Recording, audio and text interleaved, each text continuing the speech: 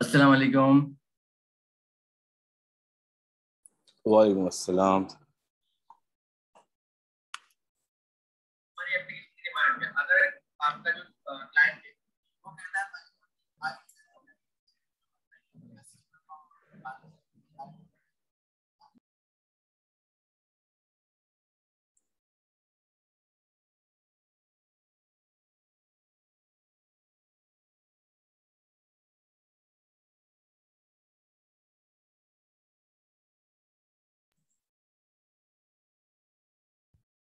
अस्सलाम वालेकुम गाइस। तो आज की क्लास स्टार्ट करते हैं। डब्ल्यूएस की रिकॉर्डेड वीडियोस अपलोड मैंने करवा दी थी। तो फर्स्ट सेशन जो है अभी मैंने चेक करा है, अपलोडेड है, और सेकंड और थर्ड में दोबारा से चेक करवा लेता हूँ कि इसमें क्या हुआ।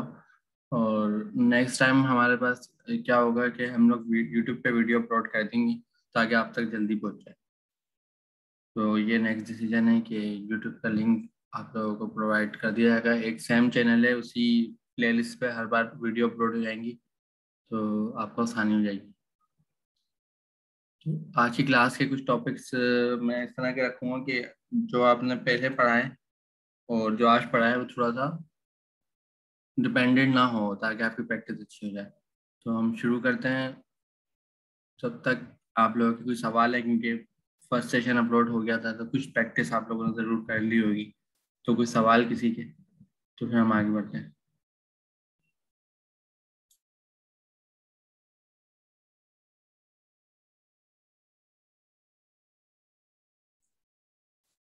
सर ये ABS वॉल्यूम हमने पढ़ा है अभी तक? ईबीएस वाले में अभी नहीं पढ़ा है। ठीक है सर, सही।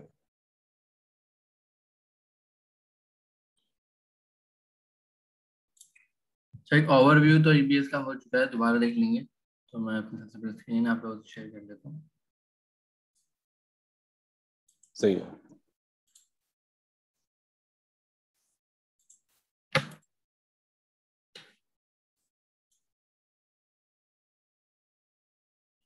अच्छा, आईएम पढ़ चुके हैं आप लोग, पीपीसी पढ़ चुके हैं, EC2 भी पढ़ चुके हैं। तो आईएम को अभी तक किसी ने एक्सप्लोर करा है खुद से? तो बताया अच्छा है आईएम के बारे में।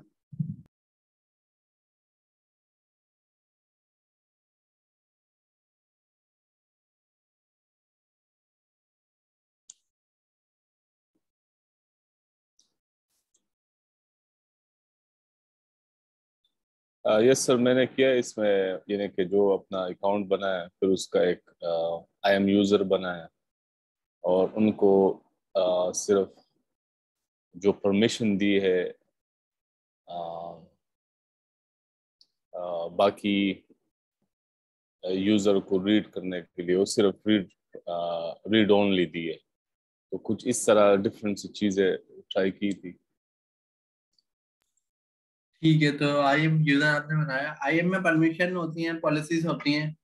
जी तो जी। किसी ने उसको डेप्थ में देखा कि पॉलिसीज क्या होती हैं, उसके थ्रू हम क्या एडब्ल्यूएस के अकाउंट में आईएम एक्चुअली क्या होता है, आईएम कॉन्सेप्ट क्या है, कुछ भी आप एक्सप्लेन। मैं चाहूंगा कि सब एक एक लाइन बता दें, क्योंकि आईएम सबसे इम्पोर्टेंट टॉपिक है।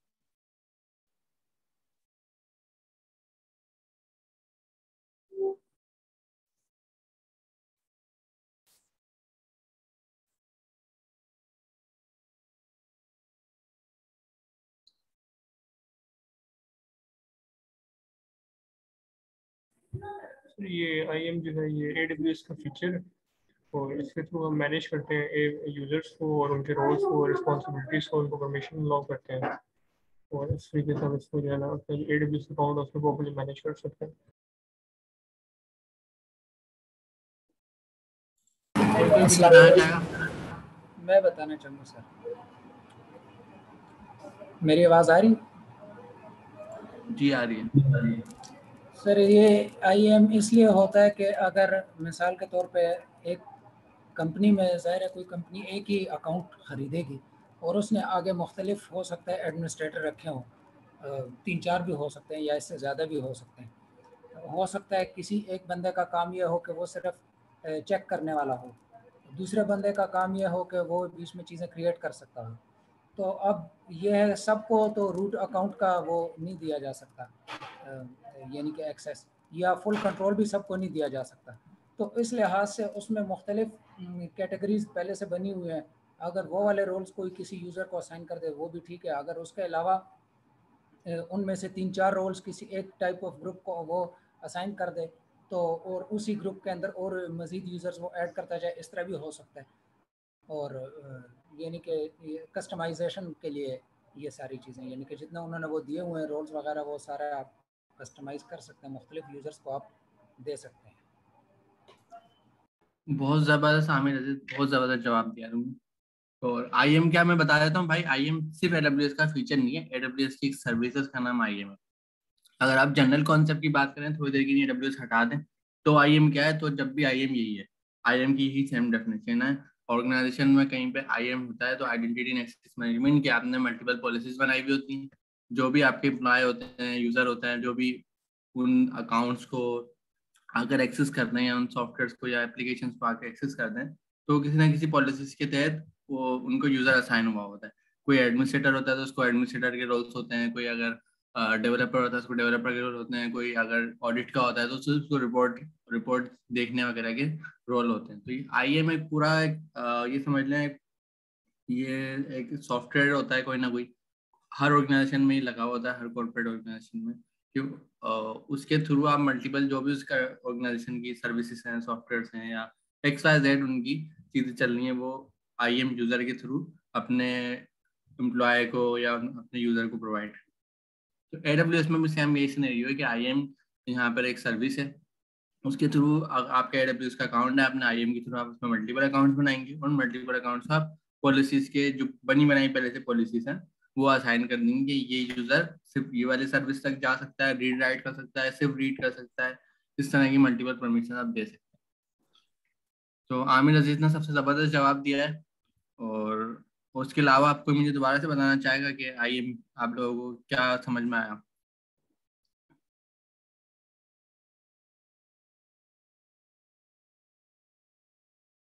बाकी सर इसमें एक क्रेडेंशियल रिपोर्ट होता है, यानी कि हम वो डाउनलोड कर सकते हैं। उसमें हमारे पास यानी कि कितने यूजर्स है पूरी डिटेल होती है उस रिपोर्ट में। तो वो मैंने देखा है, मैंने प्रैक्टिस की, उस पर डाउनलोड किया, उसको देखा है, एक एक चीज पूरी डिटेल होती है कि यानी कि कितने अकाउंट है, जितने भी अकाउंट है वो लिस्ट में शो होता है। और यानी कि स्टेटस आपके क्रेडेंशियल का, सब चीजें। तो आई एम क्रेडेंशियल रिपोर्ट उसको कहते हैं।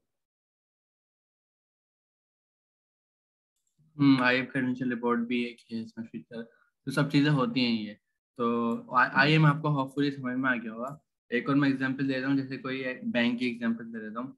तो बैंक में कितने सारे यूजर्स होते हैं ना, आप लोगों को मालूम है कौन कौन होता है। जैसे टेलर होता है, तो ये डेवलपर भी होते हैं, एडमिनिस्ट्रेटर भी होते हैं, कंसल्टेंट भी होते हैं, टेक्निकल कंसल्टेंट होते हैं, और वहाँ पर अच्छे खासे लोग होते हैं, डेवऑप्स भी होता है। उसके अलावा ऑडिट का डिपार्ट होता है, कंप्लायंस का डिपार्ट होता है। तो ये सारे लोग कहाँ पर हैं? बैंक में हैं। अब बैंक क्या है, सारा डिजिटल है, ऐसा ही है ना। अब इन सबको क्या करना है, बैंक की कोई ना कोई एप्लीकेशन है, वो एप्लीकेशन इनको एक्सेस करनी है। और वो एक्सेस करके जो भी इनकी जॉब रोल है, जो भी इनकी जेडी है, वो एक्शन सारे उनको उस सॉफ्टवेयर पर परफॉर्म करने हैं। उस सॉफ्टवेयर पर अगर कोई ऑडिट का है तो उसको सारी रिपोर्ट्स वगैरह देखनी है, सब चीज़ें देखनी है। कंप्लायंस का है तो उसको अपनी सारी कंप्लायंस वाली चीज़ें देखनी है। उसका कोई ना कोई पोर्टल बना हुआ है, कोई लोन ओरिजिनेशन सिस्टम पे बैठा हुआ है, तो जो जैसे कि टेलर है, अगर कोई जो कैश वगैरह की डिलीवरी देख रहा है, तो इन सबके क्या है, सबके अकाउंट्स बने हैं।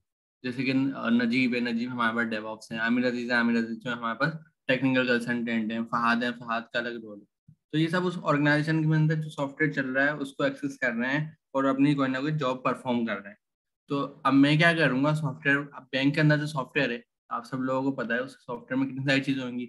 उस सॉफ्टवेयर में बैंक की जितने भी बिजनेस हैं, और लोन ओरिजिनेशन सिस्टम हो गया, उनका ऑनबोर्डिंग, डिजिटल ऑनबोर्डिंग हो गई, या कोई भी कैश मैनेजमेंट हो गई, फंड ट्रांसफर हो गए, XYZ ऑडिट के हो गए, रिपोर्टिंग हो गई, जेस्पर रिपोर्ट्स, क्रिस्टल रिपोर्ट, पता नहीं कितने फीचर्स हैं उस बैंक में, है ना, बैंक की सॉफ्टवेयर में जो उन्होंने डिटेलाइज करा हुआ है। तो वो क्या डिसाइड करेंगे, वो हर यूजर को सारे राइट्स देते हैं। मतलब अगर नजीब किसी बैंक में हायर हुए और नजीब नजीब को एक यूजर मिला, नजीब हर एप्लीकेशन में जाकर हर चीज देख सकता है और सारे एक्शन परफॉर्म कर सकता है, क्या ऐसा होगा?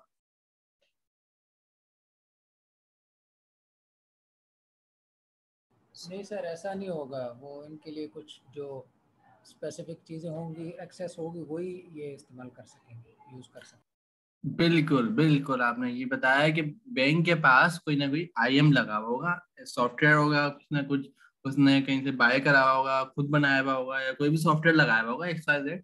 वो आईएम के थ्रू अपना यूजर क्रिएट करेगा, उस यूजर को कोई ना कोई पॉलिसी अटैच करेगा, और उस पॉलिसी के मुताबिक वो यूजर आकर उन सॉफ्टवेयर में या जो भी उनकी बैंक ऑर्गेनाइजेशन में चीजें हैं उसको एक्सेस कर सकता है। सही है। तो उसको हम क्या करेंगे, रोल डिफाइन करेंगे, भाई आपका इतना रोल है क्योंकि आपकी एज रेडी है, इसके अलावा आपका कोई काम नहीं है। फिर वो आगे वही सारे काम करेगा, उसके अलावा उसको पता भी नहीं चल क्या रहा है। तो आईएम इसी नहीं होता है, ताकि एक एप्लीकेशन है ना, अब एग्जाम्पल के तौर पर मेरी फेसबुक है, फेसबुक आप लोग चलाते हैं, मैं लॉग इन करूँ मेरे पास सारे मेरे राइट्स हैं। आ- आमिर लॉग इन करें, आमिर के पास सारे आमिर के राइट्स हैं, फाद लॉग इन करें, फाद के पास सारे फाद के राइट्स हैं। लेकिन एक जो पब्लिक पोस्ट है वो सबको नजर आ रहे हैं, है ना? सबके पास बराबर के राइट्स हैं, क्योंकि वो सिंपल साइन इन प्रोसेस और साइन अप प्रोसेस है। ऑर्गेनाइजेशन में क्या होता है, ऑर्गेनाइजेशन में ऐसा नहीं होता, हर किसी के पास बराबर राइट्स नहीं होते, जिसकी जो जॉब होती है उसको सिर्फ वो वाला राइट्स दिया जाता है कि भाई आप आके सिर्फ ये वाला काम कर सकते हो, सारे काम नहीं कर सकते। तो वहां पर सबसे बेस्ट प्रैक्टिस होती है, बेस्ट प्रैक्टिस नहीं लाजमी होता है, जब कोई ऑर्गेनाइजेशन डिजिटल है तो वहां पर आईएम होता ये नहीं कि सर बस आसान अल्फाज में यही है कि यूज़र एक्सेस कंट्रोल है तकरीबन। है। आसान अंदाज में बिल्कुल यही है, आइडेंटिटी एंड एक्सेस मैनेजमेंट। तो होपफुली सबको समझ आ गया होगा, सब मुझे हैंड रेस करके बता दें या कुछ भी करके बता दें, हम आगे बढ़ते हैं।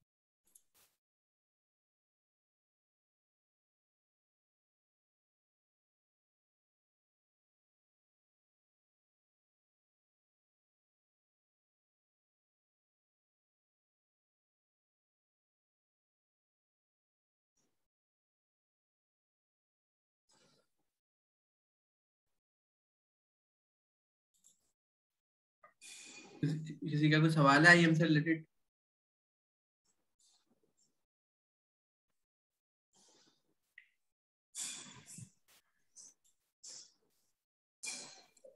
अच्छा, हंजला अरसलान जो है वो भी हैं हमारे पास, और भी अच्छे खासे हैं, तो मैं चाहूंगा कि जो लोग चैट पे जवाब दे रहे हैं ना वो प्लीज माइक पे आए।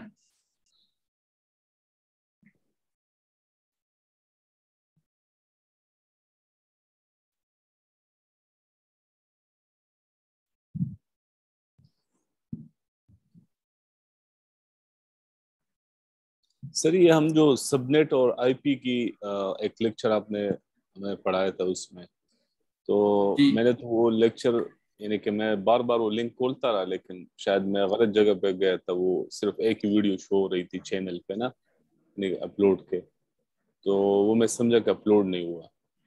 तो सर वो जो सबनेटिंग आईपी जो हम वो करते थे, तो वो हमें खुद से ही चीजें करनी पड़ेंगी, ये जो डिटेल से आपने पढ़ाया था उस चीज? नहीं, सेशन 2 यहाँ पर है ये रहा, तो इसको मैं देख लेता हूँ, ये यूट्यूब पे मुझे मिला। और नेटवर्क से रिलेटेड भी बहुत चीज। हम्म, एक मिनट देख लेता हूँ।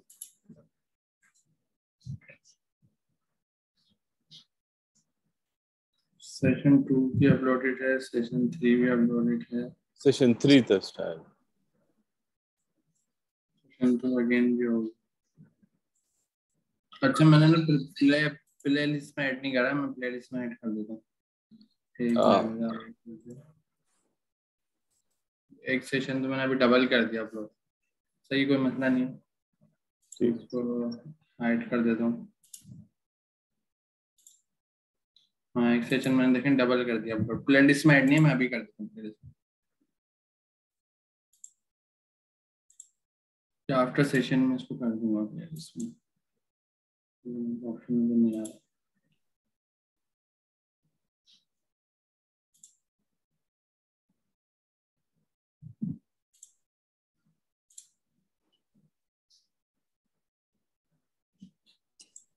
मिल गई प्ले लिस्ट।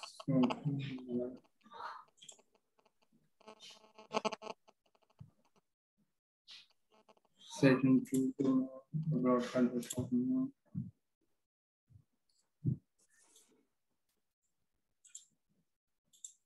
दूसरा ऐड हो गया प्लेलिस्ट में, और पीछे देख आते हैं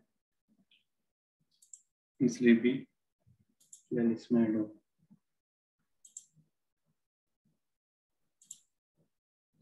गए, प्लेलिस्ट में ऐड हो गए, तीनों वीडियो अपलोडेड है। Thank you sir.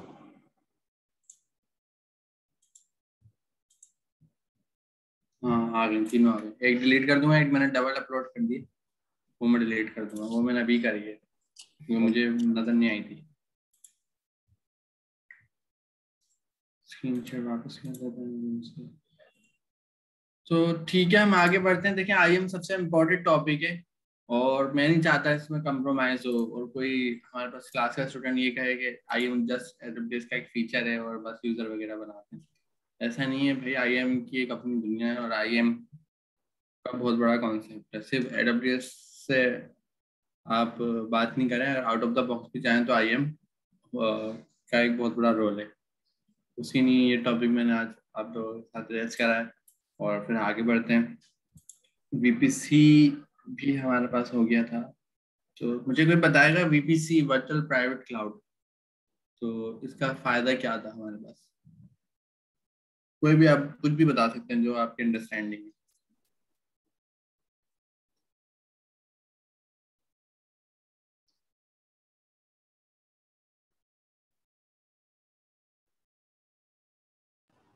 सर इसमें ये होता है कि हमारे पास अक्सर हम एक सर्वर पे नहीं, यानी कि हमारा गुजारा होता, हमें 2-3 लेने पड़ते हैं काम करने के लिए, ताकि सर्विसेज अच्छी हो सकें। तो उसके लिए ये है कि बाय डिफ़ॉल्ट भी अगर हम एक भी लगाएंगे तो ये हमें जो अमेज़ॉन है ये हमें ख़ुद एक वीपीसी के अंदर उसको डाल देगा। लेकिन अगर हमें एक से ज़्यादा सर्वर्स चाहिए तो फिर हमें उसके लिए आईपी पूल ख़रीदने पड़ता है। तो आईपी पूल जो है वो अगर हम इंटरनेट वाली पब्लिक आईपीज़ लें तो वो यानी कि एक मुश्किल काम है। तो उसके लिए आईपीज़, खैर वैसे IPv4 बहुत शॉर्ट हैं, तो उसके लिए ये क्या करता है कि हमें वर्चुअल एक क्लाउड बता देता है, हमें रेंज दे देता है जितना हमें रिक्वायर्ड होता है। तो हम उस रेंज की आईपीज़ इनसे ले लेते हैं कि हमें इतनी आईपीज़ चाहिए। अगर मिसाल के तौर पे हमें 4 आईपीज़ चाहिए तो हम 8 वाला पूल लेंगे, क्योंकि 4 आईपीज़ को अमेज़ॉन ख़ुद अपने इस्तेमाल के लिए वो करेगा, यूज़ कर सकता है। यानी कि उसमें एक नेटवर्क आईडी होगी, एक ब्रॉडकास्ट आईडी होगी, ये 2 तो वैसे ही चलेगी, और 2 अमेज़ॉन ख़ुद अपने लिए वो फ्यूचर पर्पज़ के लिए कोई इस्तेमाल वो कर सकता है, तो वो रिज़र्व होती है। तो अगर हमें 4 आईपीज़ चाहिए तो हमें 8 ख़रीदनी पड़ेंगी पूल में, यानी कि। तो उससे ये होगा कि अगर आप उसको ज़ाहिर है उसको तो इंटरनेशनली आप एक्सेस कर सकेंगे, लेकिन अगर उसको आईपी के थ्रू आप करेंगे तो वो आप उन्हीं 4 सर्वर्स में से किसी एक सर्वर से उसको आईपी के थ्रू कर सकेंगे। और जो है बाकी अगर उसको आप इंटरनेट से एक्सेस करेंगे, वो इंटरनेट से डायरेक्ट भी हो सकता है एक्सेस, लेकिन उसकी वो जो आईपी होगी वो प्राइवेट होगी, वो पब्लिक वाली आईपी उसको नहीं दी होगी। तो उसके अंदर से आप उससे फिर ये है कि आप वो जो 4 पीसीस जो आपके वहाँ पे क्लाउड के अंदर हैं, उनमें से थ्रू में से किसी को आप एक्सेस कर सकते हैं। और अगर इंटरनेट से आप करेंगे तो वो भी ज़ाहिर है उस तरह का वो जो वर्चुअल प्राइवेट का उन्होंने कोई एक आधी आईपी दी होगी, कोई तरीका होगा, वो अभी मैंने चेक नहीं किया कि अगर 4 हों तो उन चारों को बाहर से फिर कैसे एक्सेस करेंगे। अलबत्ता एक का तरीका तो हमने सीख लिया था, उसको SSH के थ्रू, कि आप उसको बस वो दे दें, वो तो पब्लिक आईपी होती है, तो उसके थ्रू वो कनेक्ट हो जाएगा। तो मुझे तो इतना ही समझ आई। अच्छा, पब्लिक आईपी जो है उसका कॉन्सेप्ट बिल्कुल अलग है, उसको बिल्कुल ही साइड में कर दें। अमेज़न के पास ऑप्शन होता है, और अगर आप किसी स्टैंड को आईपी लगाना चाह रहे हैं, पब्लिक आईपी लगाना चाह रहे हैं, तो वो आप किसी भी स्टैंड को लगा सकते हैं, और उसका मसला नहीं है, अमेज़न आपको प्रोवाइड कर देता है। अमेज़न आपको इलास्टिक आईपी भी प्रोवाइड करता है, मैं आपको दिखा देता हूँ। ये क्या होती है, ये पब्लिक आईपी होती है लेकिन ये यूनिक होती है, और इलास्टिक आईपी से 5 ये आपको देता है, उससे ज़्यादा देगा नहीं।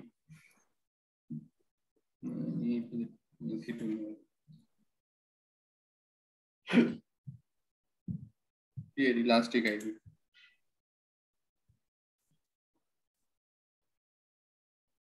अब यहाँ पे एलोकेट कर सकते हैं इलास्टिक आईपी एड्रेस। उससे क्या होगा कि ये आपको कोई ना कोई इलास्टिक आईपी, जैसे मैंने एलोकेट पे क्लिक करा, ये मुझे कह रहा है मैं अमेजोन पूल ऑफ IPv4 के एड्रेस का, इसके बाद पब्लिक आईपीज का, पब्लिक आईपी का अमेजोन का अपना ही पूल है, उसमें से आपको एक आईडी वो क्रिएट करके दे देगा, एलोकेट कर देगा। सही, तो यहाँ पे आपको इलास्टिक आईपी का ऑप्शन होता है।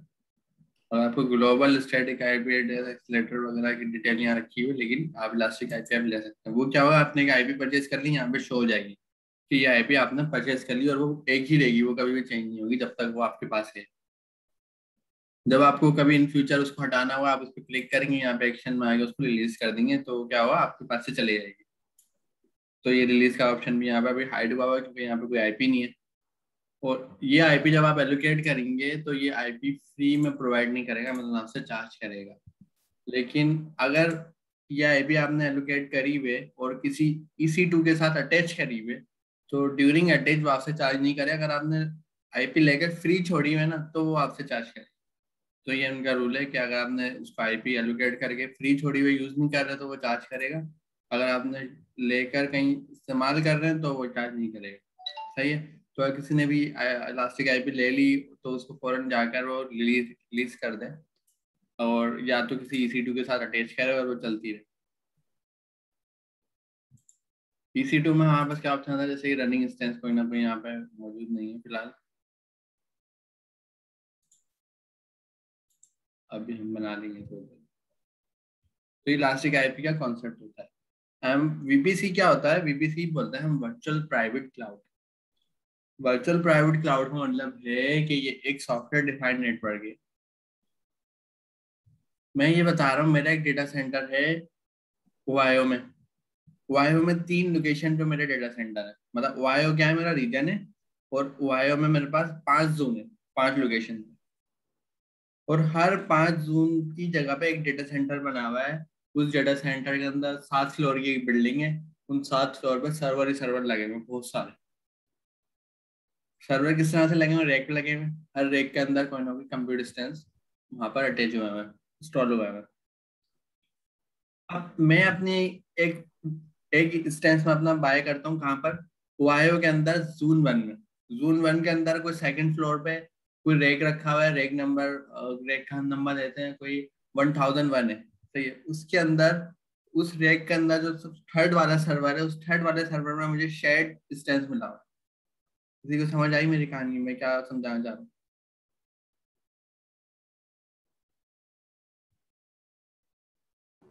नहीं सर, ज़रा दोबारा समझा दें।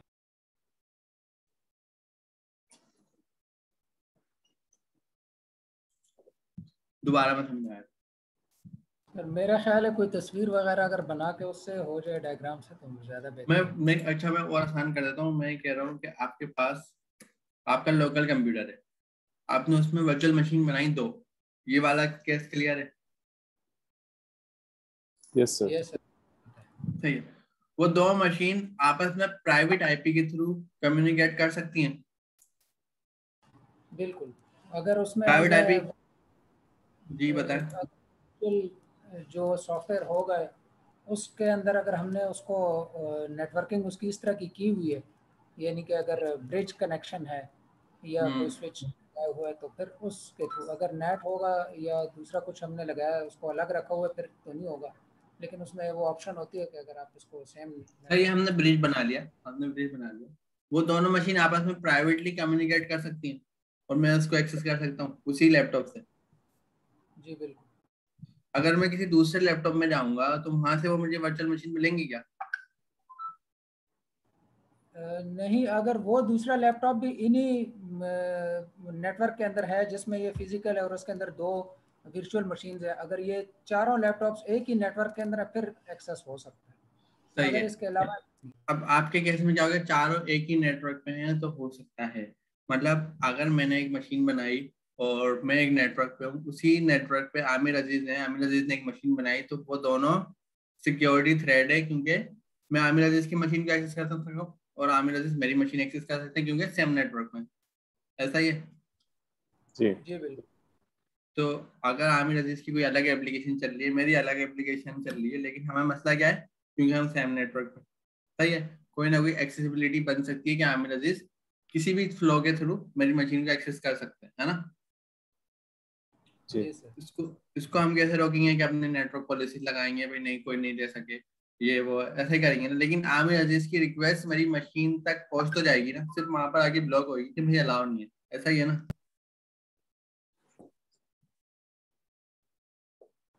यस सर, पहुंच तो ऐसा जाएगी ही है ना, क्योंकि पहुंच जाएगी क्योंकि सेम नेटवर्क में। आमिर अजीज को जैसे ही पता लगा भाई अमीन आलम की ये वाली आईपी है, यहाँ पे ये मशीन चल रही है, तो ये उसने ढूंढ लिया कहीं से भी, वो उसको हिट करेगा, वो बात अलग है मैंने अलाउ नहीं करा तो वो नहीं पहुंच पाएगा, लेकिन उस तक पहुंच जाएगा, उस नेटवर्क तक उसकी कनेक्टिविटी बन के रिजेक्ट हो जाएगी, लेकिन आएगी जरूर, है ना। तो ये हमारा फ्लो हो गया ना, सिक्योरिटी फ्लो। भाई ऐसा क्यों हो रहा, कोई पहुंचे ही नहीं हमारी मशीन तक, क्योंकि वो प्राइवेट है, वो तो पब्लिक नहीं है ना। पब्लिक हो तो चलो ये वाली कहानियां हो भाई कुछ पहुंच रहा है। अब मुझे ये बताएं, अब मुझे एक मशीन डिप्लॉय करनी है, मैं चाहता हूँ कि वो अमीन आलम के कंप्यूटर में डिप्लॉय हो, लेकिन वो जो इंस्टेंस है वो नेटवर्क है वो प्राइवेट हो, प्राइवेट के अलावा आइसोलेट हो, कोई उस तक पहुंच भी नहीं सके, क्योंकि आईपी प्राइवेट है, पब्लिक आईपी थोड़ी है ना। Yes sir. अब मैं क्या करता हूँ, मैं एक इंस्टेंस अपना डिप्लॉय करता हूँ कराची के किसी कंप्यूटर में, एक इंस्टेंस करता हूँ इस्लामाबाद के किसी कंप्यूटर में, और मैं क्या बात कर रहा हूँ, मैं बोल रहा हूँ दोनों एक प्राइवेट नेटवर्क पे हो और कोई भी आउटसाइडर उसके करीब करीब भी ना हो, उस तक पहुंच ही नहीं सकते क्योंकि वो प्राइवेट है। ऐसा हो सकता है? यस सर, ये तो मेरा ख्याल है वीपीएन के थ्रू ही होगा शायद।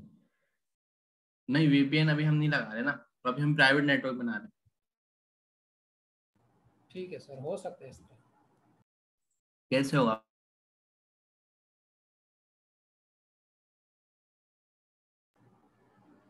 सर यही है, दो आईपीज ले लें प्राइवेट वो पब्लिक वाली, और बस वो दो एक एक को लगा दें, दूसरे दूसरी को, और बस वो सेम नेटवर्क में होंगे, और वो किसी ज़ाहिर दूसरे नेटवर्क में फिर नहीं होंगे।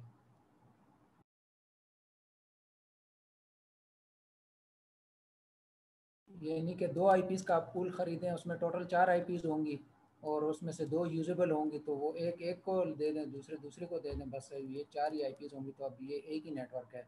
इसके अलावा ये दोनों, ये चारों यानी कि पब्लिक होंगी आईपीज़, तो इसमें 2 यूजेबल होंगी, तो वो 2 आप एक एक को दे दें, दूसरे दूसरे को दे दें। सब वापस से मैंने स्क्रीन शेयर कर दी, बताएं कैसे होगा।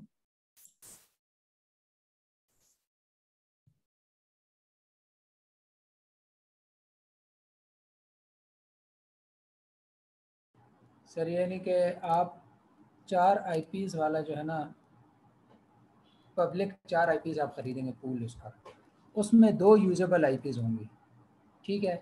अब उन 2 के अंदर से एक आपने जो है एक सर्वर को दे दी और दूसरी दूसरे को दे दी। अब ये जो 4 आईपीज़ है ना, ये किसी और नेटवर्क के अंदर नहीं है, ये इनका अलग अपना नेटवर्क है, ठीक है। इसमें 2 जो यूजेबल हैं तो वो एक एक के पास है, दूसरे दूसरे के पास है, तो इस तरीके से ये हो जाएगा। पब्लिक आईपी तो हमें अटैच करनी नहीं है ना, हम तो कह रहे हैं हमें ऐसा कर दो कि इस्लामाबाद वाला कंप्यूटर और कराची वाला कंप्यूटर बिल्कुल प्राइवेट हो जाए, पब्लिक की हम बात ही नहीं कर रहे। जैसे जब हम सेम नेटवर्क पे थे ना, ऐसा लगे कि वो सेम नेटवर्क पे, उसकी कोई काउंटिंग ही नहीं हो कि भाई एक इस्लामाबाद में और एक लाहौर में, ऐसा लगे कि वो सेम नेटवर्क में सबनेट अलग होंगे, जाहिर सी बात है इस्लामाबाद का सबनेट अलग है, कराची का सबनेट अलग है, लेकिन नेटवर्क सेम हो, प्राइवेटली कम्युनिकेट हो रहा हो, कोई पब्लिक आईपी ना हो।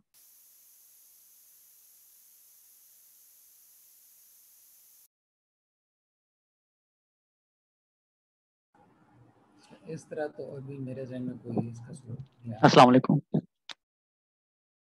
वालेकुम सलाम।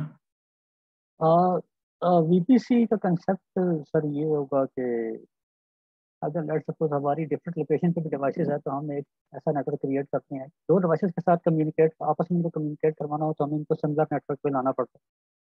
और इसी तरह हम जो है वो हम चाहते हैं, क्योंकि अगर हम इसके बगैर कम्युनिकेट करेंगे तो वो शेयर्ड होती है, मतलब हमारा शेयर्ड जो है क्या कह सकते हैं, शेयर ट्रैफिक के ऊपर हमारा डाटा जा रहा हो।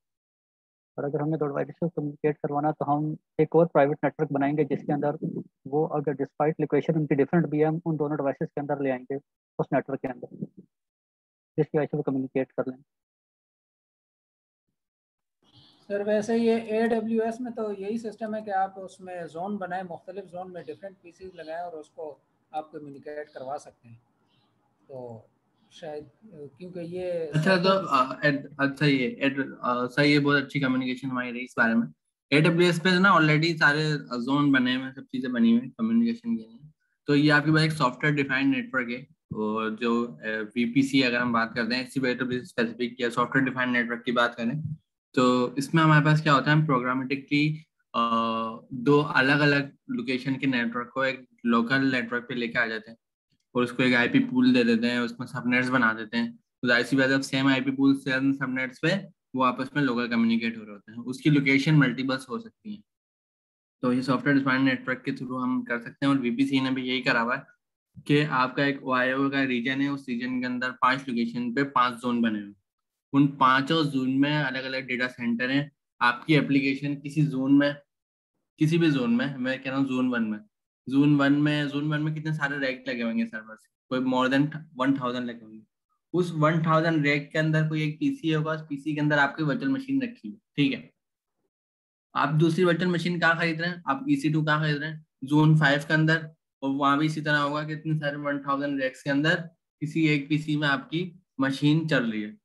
तो आप क्या कहेंगे भाई, एक की लोकेशन वहाँ, एक की लोकेशन वहाँ, इतने सारे सिस्टम में। तो AWS आपको VPC प्रोवाइड करता है। VPC में आप एक IP पूल ले लेते हैं, प्राइवेटली पूल ले लेते हैं, और उसमें आप सब नेटिंग कर देते हैं कि भाई ये मेरा IP पूल है, मेरी सब नेटिंग हो रही है, कहाँ कहाँ क्रिएट हो रही है। जैसे कि मैंने 5 IP एलोकेट कर दी अपनी जोन 1 को, 5 IP एलोकेट कर दी जोन 2 को, 10 IP एलोकेट कर दी जोन 5 को। तो ये मेरी टोटल 20 IP एलोकेट हो गई तीनों जोन में। अब मैं क्या करता हूँ, फर्स्ट वाला सबनेट लेता हूँ, वहां पे कोई मशीन क्रिएट करता हूँ। कहाँ पे क्रिएट होगी,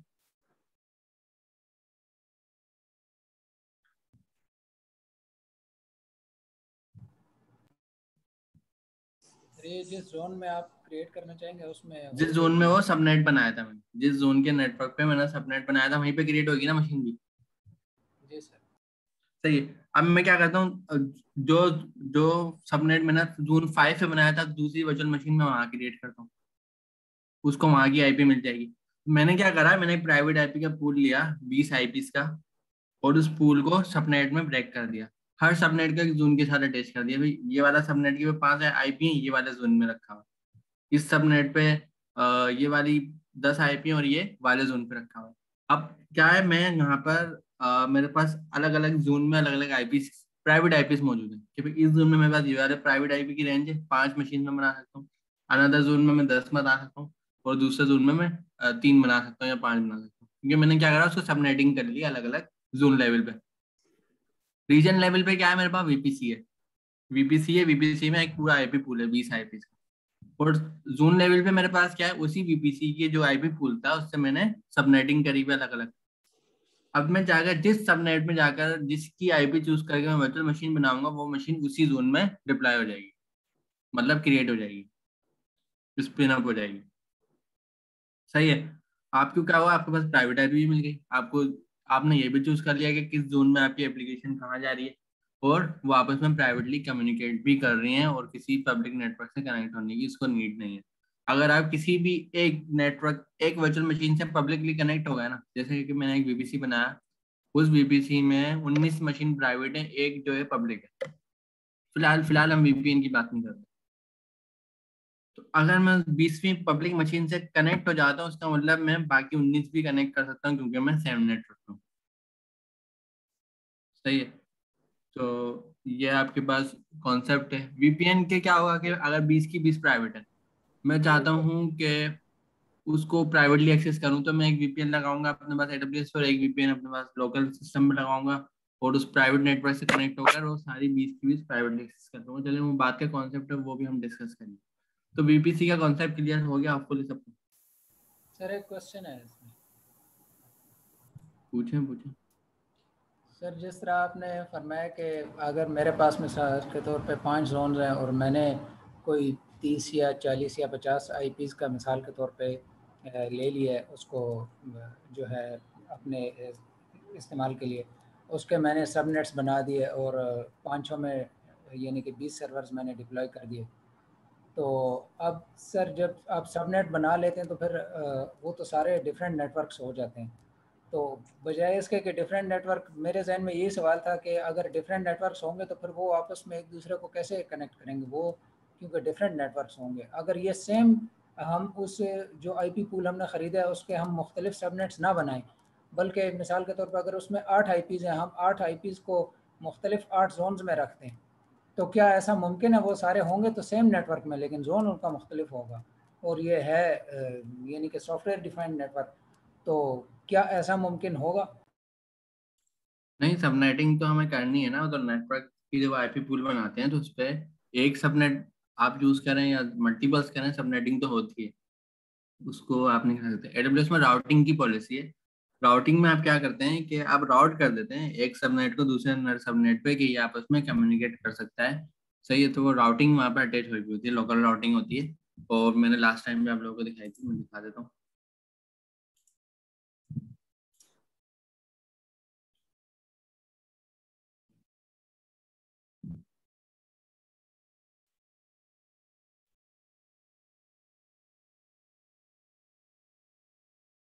जैसे कि मेरे पास ये वीपीसी अलग अलग देखें रीजन में, वीपीसी यहाँ पे रखे हैं मैं, तो फिलहाल मेरे ओहायो रीजन में एक वीपीसी है। उस वीपीसी पे मैं जाता हूँ सबनेट पे, तो यहाँ पे 3 सबनेट बने हुए हैं। अब यहाँ पे सबनेट बनाते वक्त रीजन चूज करा हुआ कि भाई इस रीजन में इतने सबनेट है, 16 16 16 और ये सब बने हुए हैं। सही है, इस पे असाइन भी है भाई, IPv6 असाइन नहीं है और ये असाइन है, सब ये सारी चीजें सबनेट पे असाइन होती है। देखिए नेटवर्क एक्सेस कंट्रोल लिस्ट क्या होती है, किसी ने देखा है इसको? ओपन करके SCL।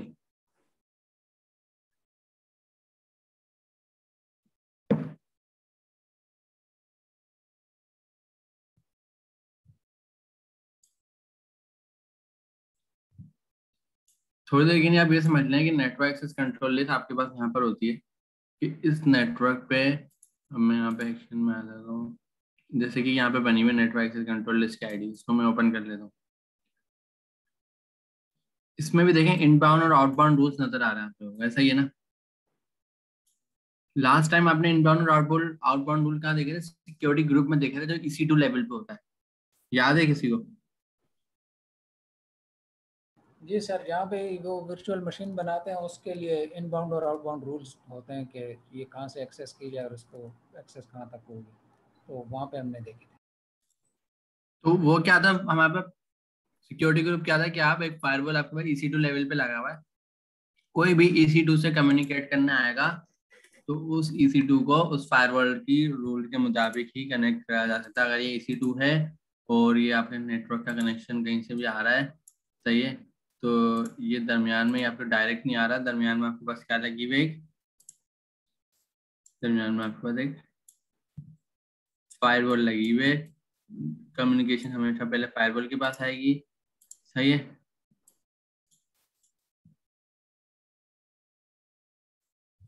तो फायरवॉल की मर्जी इसको अलाउ करे या ना करे।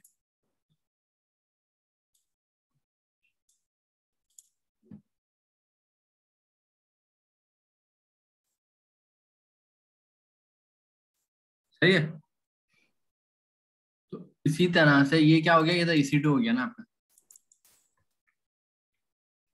ये तो आपका EC2 हो गया, ये आपका सिक्योरिटी ग्रुप हो गया। अब इसी लेवल पे आपके पास एक और क्या है, वो है आपके पास सबनेट। सबनेट से पहले आपके पास क्या है, आपके पास है VPC, ये हो गया हमारे पास VPC।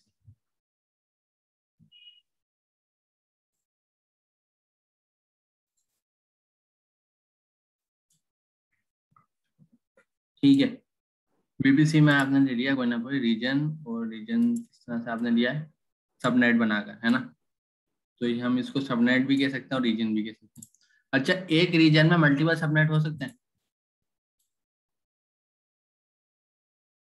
ये सर हो सकते हैं। तो हमारी मर्जी ना, हम सबनेट ब्रेक कर रहे हैं किसी भी रीजन में रखें तो उसको हम सबनेट भी कह देते हैं। सही है, हमें पता है सबनेट रीजन में बनता है, तो वो रीजन भी हो गया, सबनेट भी हो गया। अब यहाँ पर इसको थोड़ा सा बड़ा कर देते हैं। अब यहाँ पर मसला क्या है, इस सबनेट पे जब भी कोई रिक्वेस्ट आएगी तो ड्यूरिंग रिक्वेस्ट आने से पहले इस सबनेट के पास भी एक फायरवॉल लिस्ट है जो एक्सेस कर सकती है नहीं कर सकती उसको हम बोलते हैं एक्सेस कंट्रोल लिस्ट।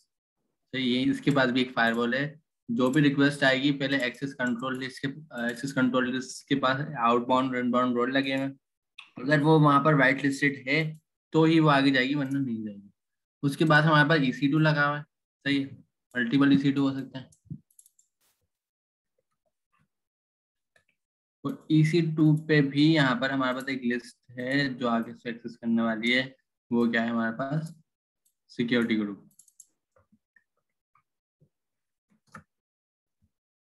सबको समझ आ गया, सही है। जो भी रिक्वेस्ट आएगी पहले वो एक्सेस कंट्रोल लिस्ट से गुजरती हुई आएगी, फिर वो आएगी EC2 के बाद, फिर वो सिक्योरिटी ग्रुप से गुजरती हुई आएगी। एक्सेस कंट्रोल लिस्ट में हम किस तरह से अलाउ करते हैं, अच्छा दोनों का तरीकेकार अलग अलग है। सिक्योरिटी ग्रुप में हम क्या अलाउ कर रहे होते हैं, चलो सिक्योरिटी ग्रुप पे साथ साथ ओपन कर लेते हैं।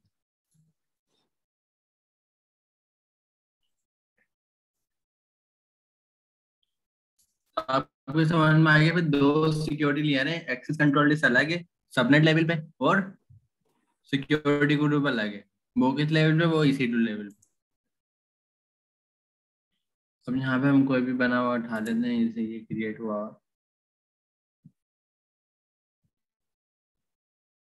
कोई और यहाँ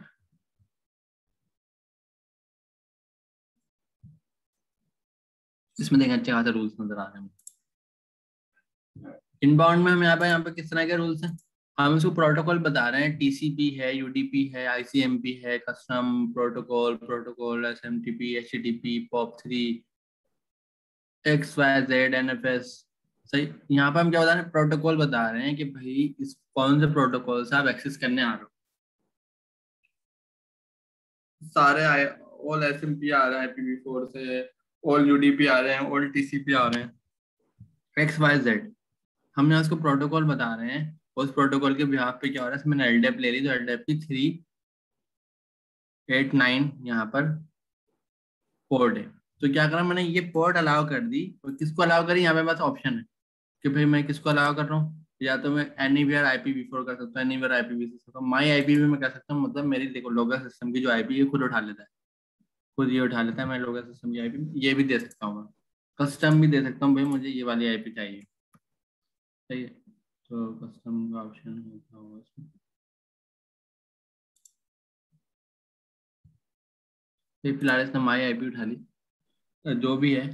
तो यहाँ पर हम इजीली बता सकते हैं कि हमें किस तरह का देना है। सोर्स में हमारे पास और क्या क्या चीजें होती हैं, जैसे कि कस्टम में हम जाते हैं, कस्टम में क्या पूछ रहा है, हाँ देखें कस्टम, हम ये भी दे सकते हैं इसके अंदर कि अगर मैं यहाँ पे मैंने क्या दे दिया, सबको दे दिया ऑल ओवर, कि कोई भी इसको आगे एक्सेस कर सकता है। हम यहाँ पे ये भी कर सकते हैं कि कोई सिक्योरिटी ग्रुप को अलाउ कर दें, क्या है सिक्योरिटी ग्रुप से, नजर आ रहा है आप लोगों को, कि सिर्फ ये वाला सिक्योरिटी ग्रुप से अगर रिक्वेस्ट आ रही हो ना तो जाएगी वरना नहीं जाएगी। प्रीफिक्स लिस्ट भी होती है आपके पास, ये आप बना सकते हैं मतलब, सही है। तो यहाँ पे आपको रिसोर्स भी बता सकते हैं, मतलब होता है क्या है हमारे पास, इनकेस एक मशीन पे रिक्वेस्ट आ रही है, वो मशीन राउट कर रही है याली मशीन पे, तो याली मशीन पे हम पब्लिकली एक्सेसिबल ओपन नहीं करना चाह रहे हैं, हम क्या चाह रहे हैं, उस मशीन के सिक्योरिटी ग्रुप से आए। तो चलें इसको हम बाद में देखते हैं, ये डिस्कशन थोड़ी लंबी हो जाएगी, इसको फिलहाल मैं डाल दूं, लेकिन inbound outbound rule security group पे आपको समझ तो आ गया प्रोटोकॉल लेवल पे। एक्सेस कंट्रोल लिस्ट में क्या होता है, जैसे कि सबनेट है, सक्सेस में एक्सेस कंट्रोल लिस्ट यहाँ रखी हुई है। तो इसमें क्या होता है, इसके अंदर थोड़ा सा आपको रूल का बिहेवियर चेंज नजर आ रहा होगा।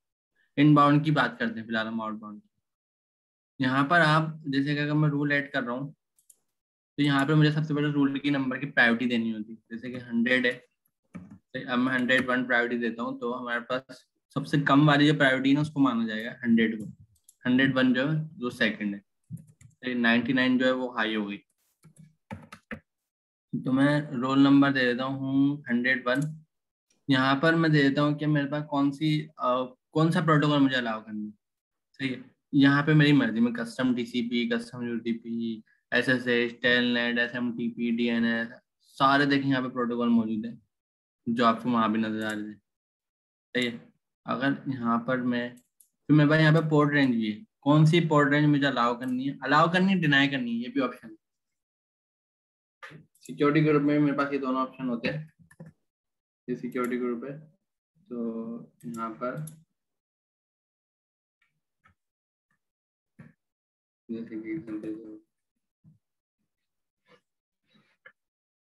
अब मुझे एक चीज बताएं, आप लोग एक सवाल का जवाब बताएं कि रिक्वेस्ट सबसे पहले कहाँ से गुजर के आएगी? एक्सेस कंट्रोल लिस्ट से, फिर सिक्योरिटी ग्रुप से, फिर EC2 तक पहुंचेगी। बाय डिफॉल्ट उन्होंने क्या करा हुआ है, अगर आपने किसी प्रोटोकॉल को एक्सेस कंट्रोल लिस्ट से बंद कर दिया और सिक्योरिटी ग्रुप से ओपन कर दिया तो क्या रिक्वेस्ट आप तक पहुंचेगी? नहीं पहुंचेगी। आपने सिक्योरिटी ग्रुप में अलाउ करा हुआ है।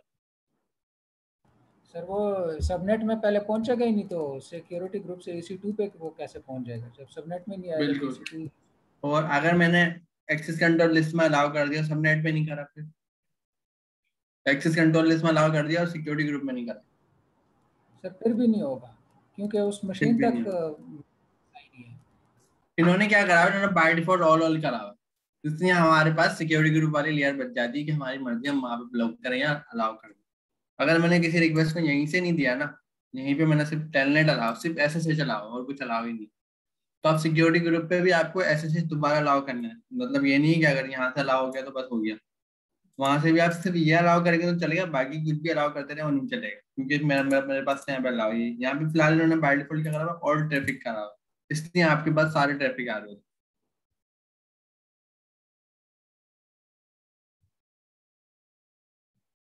ठीक है, तो सब कुछ समझ आ गया कि एक्सेस कंट्रोल लिस्ट यहाँ पर क्या है।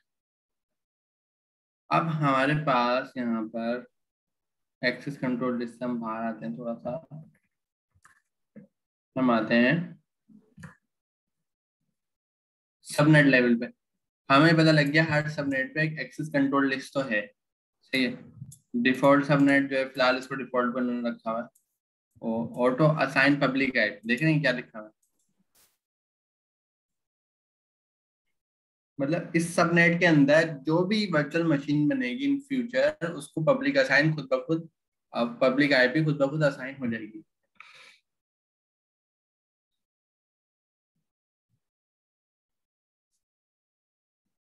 जब भी हम EC2 बनाते हैं तो हमारे पास एक पब्लिक आईपी आ रही है, वो इसी की वजह से आती है क्योंकि यहाँ पर हमने अलाउ करी है। और क्या है, ऑटो असाइन कस्टमर ओनर, ये पता नहीं क्या चीज़ है, auto assign on IPv4 owner ID, ये सब एक्सपायर्ड चीज़ें हैं। जोन भी आ रहा है कि भाई ये याले जोन में, याले जोन में और याले जोन में, और इस जोन के अंदर ये वाली ID है, सही, जोन ID भी आ रही है।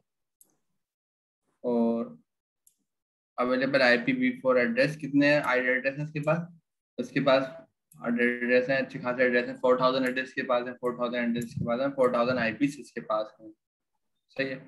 साइडर, कौन सा साइडर लगा हुआ है इस बार? 2020 सबके साइडर लगे हुए हैं, ये भी नजर आ रहे हैं, सही है। सारी चीजें इसकी डिफॉल्ट नजर आ रही है, सबके पास एक ही VPC है डिफॉल्ट वाला। स्टेट अवेलेबल है फिलहाल, सबनेट की ID वगैरह हर चीज आ रही है। आप यहाँ पे इसको यहाँ पे सिलेक्ट करके ना एडिट भी कर सकते हैं, जैसे कि view, create view flow, edit network access control association, मतलब हटानी है, लगानी है, चेंज करनी है। राउटिंग भी यहाँ से चेंज हो सकती है, साइडर भी यहाँ से चेंज हो सकते हैं, सब चीजें यहाँ से चेंज हो सकती है, रीड भी हो सकता है, सही है। अब देख लेते हैं राउटिंग। एक्सेस कंट्रोल लिस्ट तो आपको समझ आ गई, राउटिंग ओपन करते हैं। हर सबनेट पे एक राउटिंग लगी हुई, उस राउटिंग को अंदर देखते हैं क्या रखा हुआ क्या है। तो देखें ये राउटिंग हमने क्या करा हुआ है, हमने 2 राउट ओपन करे हुए, एक तो करा हुआ लोकल, क्या आपस में लोकल कनेक्टिविटी बनी रहे, सही है। अगर ये हटा देंगे ना तो लोकल कनेक्टिविटी खत्म हो जाएगी। एडिट पे आते हैं तो देखें, एक तो हमारे पास लोकल राउट बना हुआ, कौन कौन से आ रहे हैं? डिस्टेंस राउट आ रहा है, नेटवर्क इंटरफेस आ रहा है, gateway load balancing end point आ रहा है, लोकल आ रहा है। फिलहाल हम लोकल की बात कर रहे हैं। ये बाय डिफॉल्ट है सर, ये लोकल, ये बाय डिफॉल्ट है लोकल। हाँ, जब हम डिफॉल्ट VPC हमारे पास एक बना हुआ आता है AWS पे फर्स्ट टाइम, उस डिफॉल्ट VPC में कुछ डिफॉल्ट सबनेट बने हुए होते हैं, तो उस सबनेट पे बाय डिफॉल्ट लोकल है। जब आप क्रिएट करेंगे तो आपको देना पड़ेगा, ठीक है। जब आप क्रिएट करेंगे तो फर्स्ट टाइम आपको लोकल की कनेक्टिविटी अलाउ करना पड़ेगी कि एक सबनेट दूसरे सबनेट से अलाउ है। अगर ये हटा देंगे तो क्या होगा, 2 सबनेट भी आपस में बात नहीं कर सकेंगे, सही है। अब हमारे पास तीसरी चीज क्या है, क्योंकि हमने अभी क्या साइन करा उसको पब्लिक आईपी, देखा है अभी पब्लिक आईपी यस होगी उसमें, तो पब्लिक आईपी यस होने के लिए क्या चीज अवेलेबल होना जरूरी है आपके पास, क्योंकि आपके पास अपने नेटवर्क के ऊपर कोई ना कोई इंटरनेट गेटवे भी चाहिए। तो वो इंटरनेट गेटवे आपको यहाँ से मिल गया है। अगर आप यहाँ से इंटरनेट गेटवे हटा देंगे तो क्या होगा, आपकी मशीन को इंटरनेट का एक्सेस नहीं होगा, लेकिन मशीन को आप एक्सेस कर सकते हैं कि अमेज़न आपको प्रोवाइड करेगा।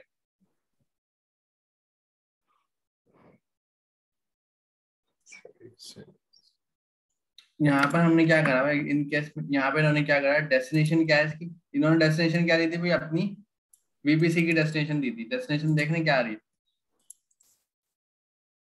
ये हमारा वीपीसी है, ये भी मैं ओपन करके दिखा रहा हूँ।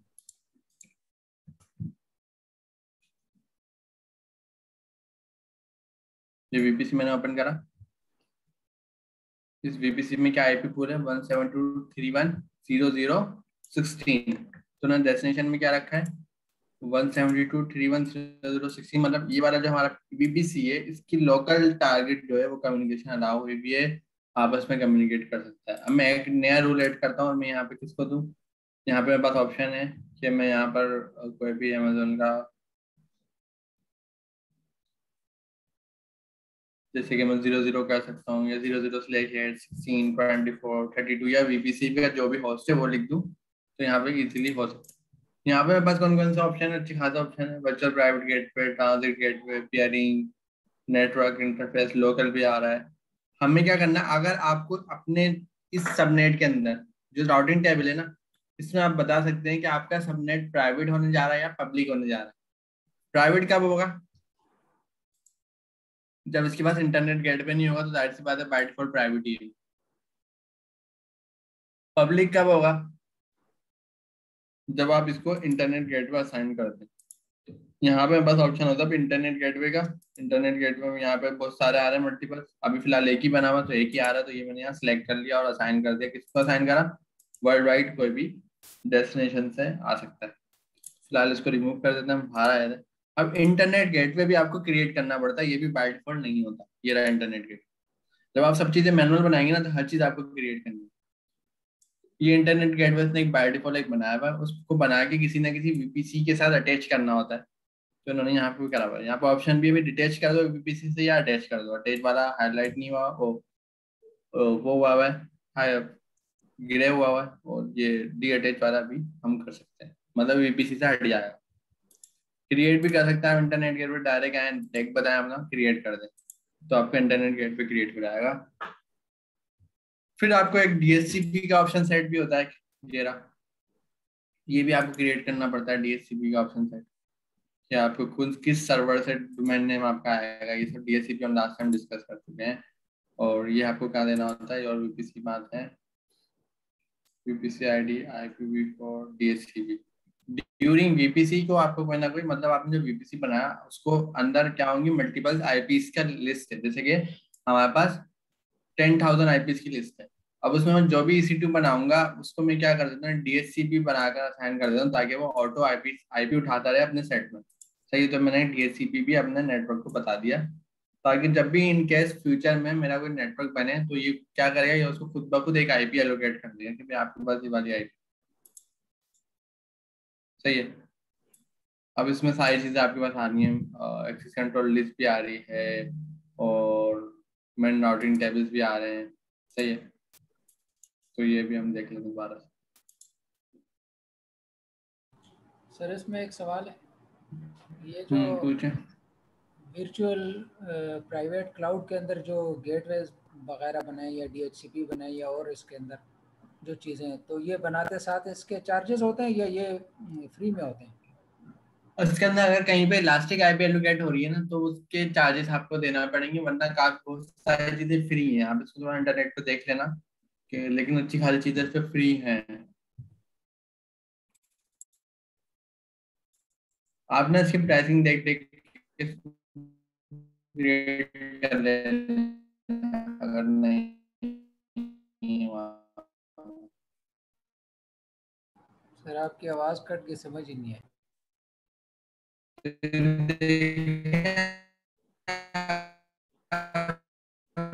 प्रीफिक्स लिस्ट भी बना सकते हैं।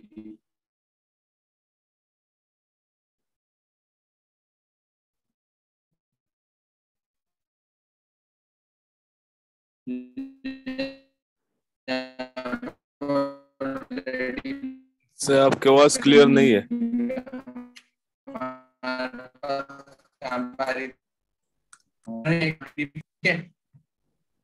मेरी वॉइस क्लियर है? अभी क्लियर हो गई सर, पहले नहीं थी।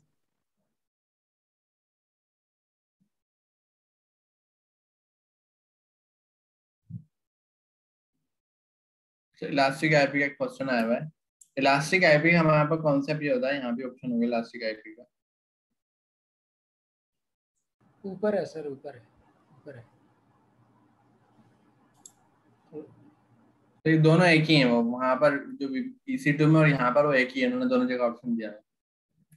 5 इलास्टिक आईपी आप एलोकेट कर सकते हैं, या आपके पास यूनिक आईपी होगी जो हर बार आपके पास एक ही रहेगी। और AWS उसको फ्री प्रोवाइड करता है, लेकिन उसकी एक शर्त है कि किसी ना किसी इंस्टेंस के साथ अटैच हो, मतलब रनिंग, मतलब ये यूज में हो। अगर आप इलास्टिक आईपी क्रिएट एलोकेट करते हैं और एलोकेट करके खाली छोड़ देते हैं, कहीं यूज नहीं हो रही, तो AWS आपसे कुछ पैसे चार्ज करते हैं। तो 5 से ज्यादा अलाउ नहीं करता, 5 ही अलाउ होती है एक अकाउंट को। तो 5 आप आईपी इलास्टिक आईपी ले सकते हैं और 5 किसी को असाइन कर सकते हैं ताकि वो यूज होती रहे। ठीक है, तो ये इसका कॉन्सेप्ट है जो भी आप आगे बढ़ा के कर सकते हैं।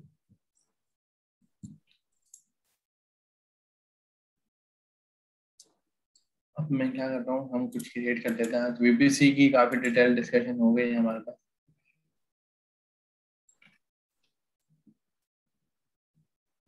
और इसके बारे में सब क्लियर है। हम वापस आते हैं EC2 पे।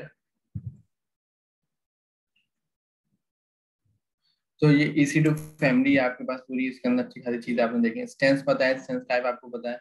लॉन्च टेम्पलेट होता है कि आप क्या करते हैं, टेम्पलेट बना देते हैं।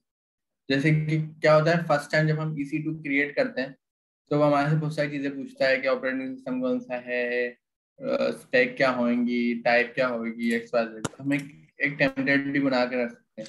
जैसे कि मैंने अपना टेम्पलेट बना लिया, सही है, और इसका मैंने एक वर्जन बता दिया है, वर्जन 1। तो इस टेम्पलेट में मैं ऑटो स्केलिंग वगैरह नहीं लगा रहा। MI कौन सी होगी मैंने बता दिया, MI होगी हमारे पास, ये वाली होगी, सही है। स्टेंस टाइप क्या होगी, स्टेंस टाइप हमारे पास होगी नहीं, कीवर्ड रिपेयर आ रहा है ना, स्टेंस टाइप ये, स्टेंस टाइप हमारे पास होगी T2 माइक्रो, सही है। और क्या क्या होगा, हमारे पास नेटवर्क होगा, नेटवर्क का कोई ना कोई सिक्योरिटी ग्रुप होगा, वॉल्यूम होगा कोई ना कोई, resource tag, network interface, advance detail में चीजें होंगी, profile, shutdown behaviour, stop expire. तो आप क्या कर सकते हैं, टेम्पलेट क्रिएट कर सकते हैं। नेक्स्ट टाइम आपको जब भी EC2 बनाना हो, जैसे कि मैं यहाँ पे आता हूँ EC2 में, EC2 इंस्टेंस में जाते हैं, देखें लॉन्च आ रहा है यहाँ पे, आपके सिस्टम क्या आ रहा है, लॉन्च इंस्टेंस और लॉन्च इंस्टेंस फ्रॉम टेम्पलेट। अगर मैं लॉन्च इंस्टेंस में जाता हूँ तो मुझसे सारी चीजें पूछेगा, वन बाय वन कौन सा क्रिएट करना है, सिलेक्ट करते जाओ। अगर मैंने कोई टेम्पलेट एक बार सेट कर लिया, हर बार मैं क्या कर सकता हूँ, direct launch from template, template का नाम बताओ भाई, ये वाला टेम्पलेट है, सही है, उसका वर्जन बताओ, ये वर्जन है, सही है, ओके, ये क्रिएट हो जाएगा, सही है। जी तो ये आप एडिट भी कर सकते हैं, सारी चीज आपके सामने आ रही है। अगर कुछ एडिट करना है आपको, यहाँ पे नीचे आके एडिट करना है, ये वाला सिक्योरिटी ग्रुप हटाना है, ये वाला लगाना है। तो टेम्पलेट अच्छा ऑप्शन है या डायरेक्ट मैनुअल अच्छा ऑप्शन है? टेम्पलेट नहीं, अच्छे से सही तो लग रहा है। टेम्पलेट अच्छा है ना, एक बार टेम्पलेट बना के रख दिया, हर बार आपको जी सेम स्पेसिफिकेशन की VVM बनाने की नीड ही नहीं पड़ेगी, डायरेक्ट आप टेम्पलेट से लॉन्च करते रहेंगे।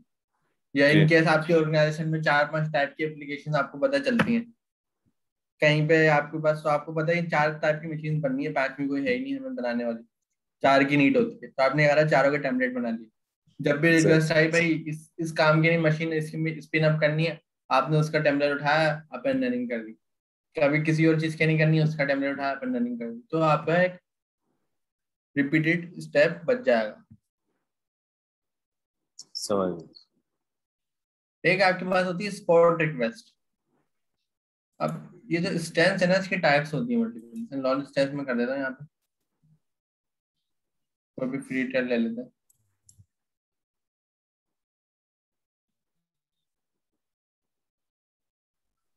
T2 माइक्रो कोई भी ले लेते हैं इस बार।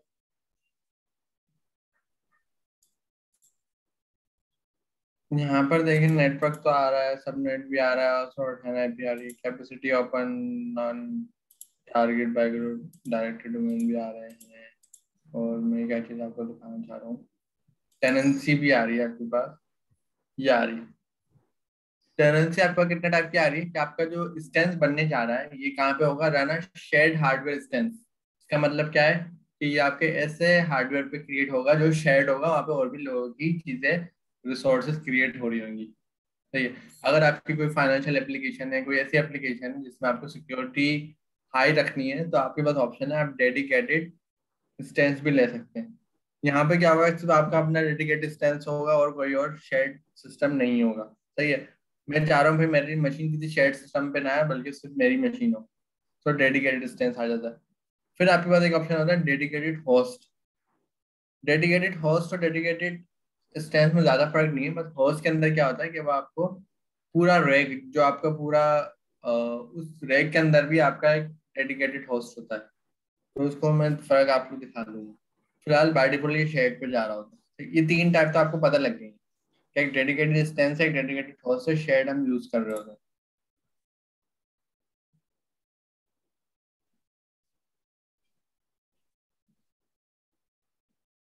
मैं आपको यहाँ पे दिखा देता हूँ EC2।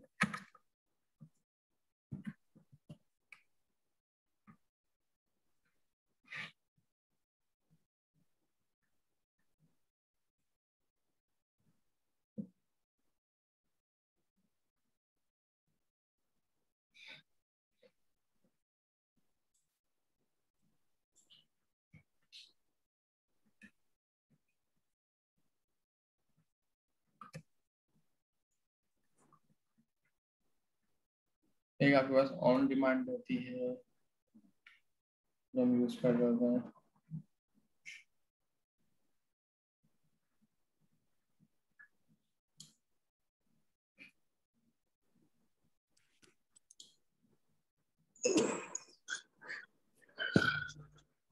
ये मिल गई।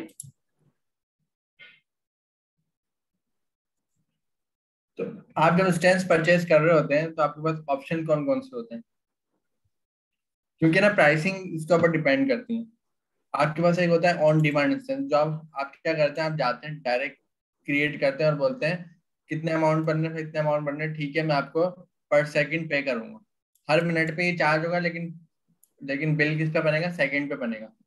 हर 60 सेकंड बाद वो आपका बिल बनाते आएगा, भाई इतने डॉलर होगा, इतने डॉलर, इतने डॉलर होगा, लेकिन सेकंड काउंट क्या होगा, एक एक सेकंड काउंट होगा। अगर आपने 35 सेकंड मशीन चलाई है तो वो काउंट होगी, और अगर आपने जो भी चलाई है, लेकिन वो बिल जो चार्ज करेगा ना वो मिनट का करता है, पूरे मिनट का करता है, लेकिन वो काउंटिंग सेकंड्स की करेगा। सही है। तो अभी जो मैं स्टेंस क्रिएट करता हूँ उसको क्या बोलते हैं, ऑन डिमांड स्टेंस। ऑन डिमांड ही है ना, यहाँ पे क्लियर है सब।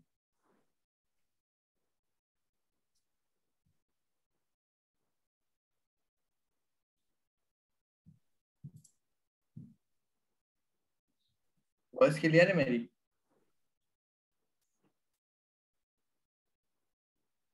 यस सर, आ रही है आपकी आवाज़। अभी जो मैं क्रिएट करता हूँ ऑन डिमांड में क्रिएट करता हूँ। अगर मेरे पास एक ऑप्शन होता है सेविंग प्लान का, तो मैं क्या कर सकता हूँ, अपनी EC2 की कॉस्ट को रिड्यूस कर सकता हूँ। सही है। Yes yes. तो उन्होंने कोई लाइन लिखी हुई है कि आप बता सकते हैं कि भाई मैं इतनी अमाउंट ऑफ यूज करूंगा, पर आर के नहीं है, 3 साल के नहीं है। तो आपके पास कुछ ऑप्शन होते हैं, reserve instance, spot instance, dedicated host, dedicated instance और कैपेसिटी रिजर्वेशन। स्पॉट स्टेंस क्या होता है, सबसे पहले ये देख लेते हैं। AWS कहता है कि भाई उसके बाद EC2 की इतनी बड़ी तादाद है ना, जो आपको रेंट पे दे रहा है, उसके पास जो ऐसे EC2 हैं जो अनयूज है, मतलब फिलहाल उसको किसी ने अभी बाय नहीं करा या किसी ने उसको रेंट पे नहीं लिया है ना, खाली पड़े हुए हैं अभी, तो वो आपको स्पॉट स्टेंस के तौर पे दे सकता है जब तक वो खाली है। मतलब आपके पास आपने कुछ एक सर्वर लगाया हुआ, सर्वर में आपने एक मशीनें रखी हुई, आपने मतलब 1 सेकंड का 60 सेकंड का $1 चार्ज करूंगा मेरी मशीन में, आपको अगर कोई अपनी सॉफ्टवेयर रन करना है या मशीन बाय करनी है मुझसे, मैं एक क्लाउड प्रोवाइडर हूँ, तो मेरे पास जो भी आता है ऑन डिमांड करता है कि भाई मुझे आपके पास 4 GB और 2 कोर की मशीन चाहिए और उस पर लिनक्स इंस्टॉल करके मुझे दे दो। तो मैं क्या करूंगा, उससे ऑन डिमांड प्राइसेस चार्ज करूंगा कि भाई आपके प्राइस होंगे $1 पर मिनट, ठीक है। अब मेरे पास कैपेसिटी है कि मैं 100 वर्चुअल मशीन रेंट पे दे सकता हूँ, लेकिन मेरी अभी रेंट पे कितनी गई हुई है? 10 गई हुई है। 10 नहीं गई हुई है, 90 गई हुई है। 10 जो है अभी बिल्कुल फ्री है, उसको किसी ने अभी खरीदा ही नहीं है, ऑन डिमांड भी नहीं आई। मैं क्या कर सकता हूँ, मार्केट को ये कह सकता हूँ कि भाई जब तक ये स्टैंड फ्री है ना, जब तक आप इसको स्पॉट पे ले लो, कम प्राइस में, चीप प्राइस में, और जैसे ही इसका कोई बायर आएगा मैं आपसे वापस लेके इसके बायर को दे दूंगा। सही, तो ये होती है स्पॉट स्टैंड। मतलब अमेजोन के पास जो फ्री स्टैंड पड़े हुए हैं जो बिल्कुल अभी अनयूज है, अनयूज स्टैंड, तो वो आपको स्पॉट के तौर पे दे सकता है, लेकिन वो आपको लॉन्ग टर्म नहीं होगी, वो सिर्फ जब तक होगी जब तक वो अनयूज है। जैसे ही उसको कोई ऑन डिमांड या कोई भी प्लानिंग के थ्रू खरीदना आएगा तो वो आपसे वापस रिक्वेस्ट करेगा, आपसे भाई आपकी रिक्वेस्ट जो है मैं ले रहा हूँ वापस, और वो आपसे ले लेगा। सर इसका इसको फायदा हम, क्या होता है यस जी, सर, मैं यही पूछने वाला था कि इसका क्या फ़ायदा होगा, ये हम कैसे इस्तेमाल कर सकते इसका फायदा ये होगा कि आपको कम प्राइस में, अगर आपको $1 पे मशीन मिल रही है, आपने क्या भाई $1 पे मिल रही है, मैं आपको बिड करता हूँ $0.1, सही, तो मेरी $1 की चीज $0.1 में मिल गई, ये फायदा होगा। हैं सर? लेकिन इसका ये नुकसान तो है ना कि किसी भी टाइम पे वो वापस ले लेगा। हाँ, वो अगर आपसे एक रिक्वेस्ट करेगा, कुछ पीरियड होगा टाइम का 4-5 मिनट का कि भाई मैं मशीन को वापस लेने जा रहा हूँ, तो रिक्वेस्ट करेगा। लेकिन आपको फायदा क्या होगा, अगर आपको कोई अपनी ऐसी सर्विस चलानी है जिसमें आपको प्राइसिंग का मसला नहीं है, प्राइस नहीं, आपको टाइमिंग का मसला नहीं है, आपको डेडिकेटेड नहीं चाहिए, आप चाह रहे हैं भाई फिलहाल ये चले, अगर सस्ते में चले जाएगी मैं दूसरी क्रिएट कर लूंगा, सही है, तो आप स्पॉट ले सकते हैं, बिल्कुल ले सकते हैं। जैसे अभी हम पढ़ने के नहीं कर रहे हैं तो हमें क्या चाहिए, हम स्पॉट बनाएं, हमारे थोड़ी देर का तो काम है। सर इसका एक और सवाल है, इस तरह जहन में आ गया कि अगर स्पॉट पे हमने कुछ भी कॉन्फ़िगरेशन की हुई है कोई भी चीज़, तो अब वो हमसे मशीन तो वापस ले रहा है, तो हमारा वो जो डेटा था, वो जो सारी कॉन्फ़िगरेशन या वर्चुअल मशीन, तो फिर वो किधर जाएगी अगर हम कहें कि ये हमें किसी और जगह में डिप्लॉय करके दे दो? यानी कि चलो स्पॉट वाली मशीन तो अच्छी होगी, लेकिन हम कहें चलो कोई थर्ड क्लास वाले पे ही डिप्लॉय करके दे दो ताकि ये चलती तो रहे कम से कम, तो क्या इसका कोई तरीका है?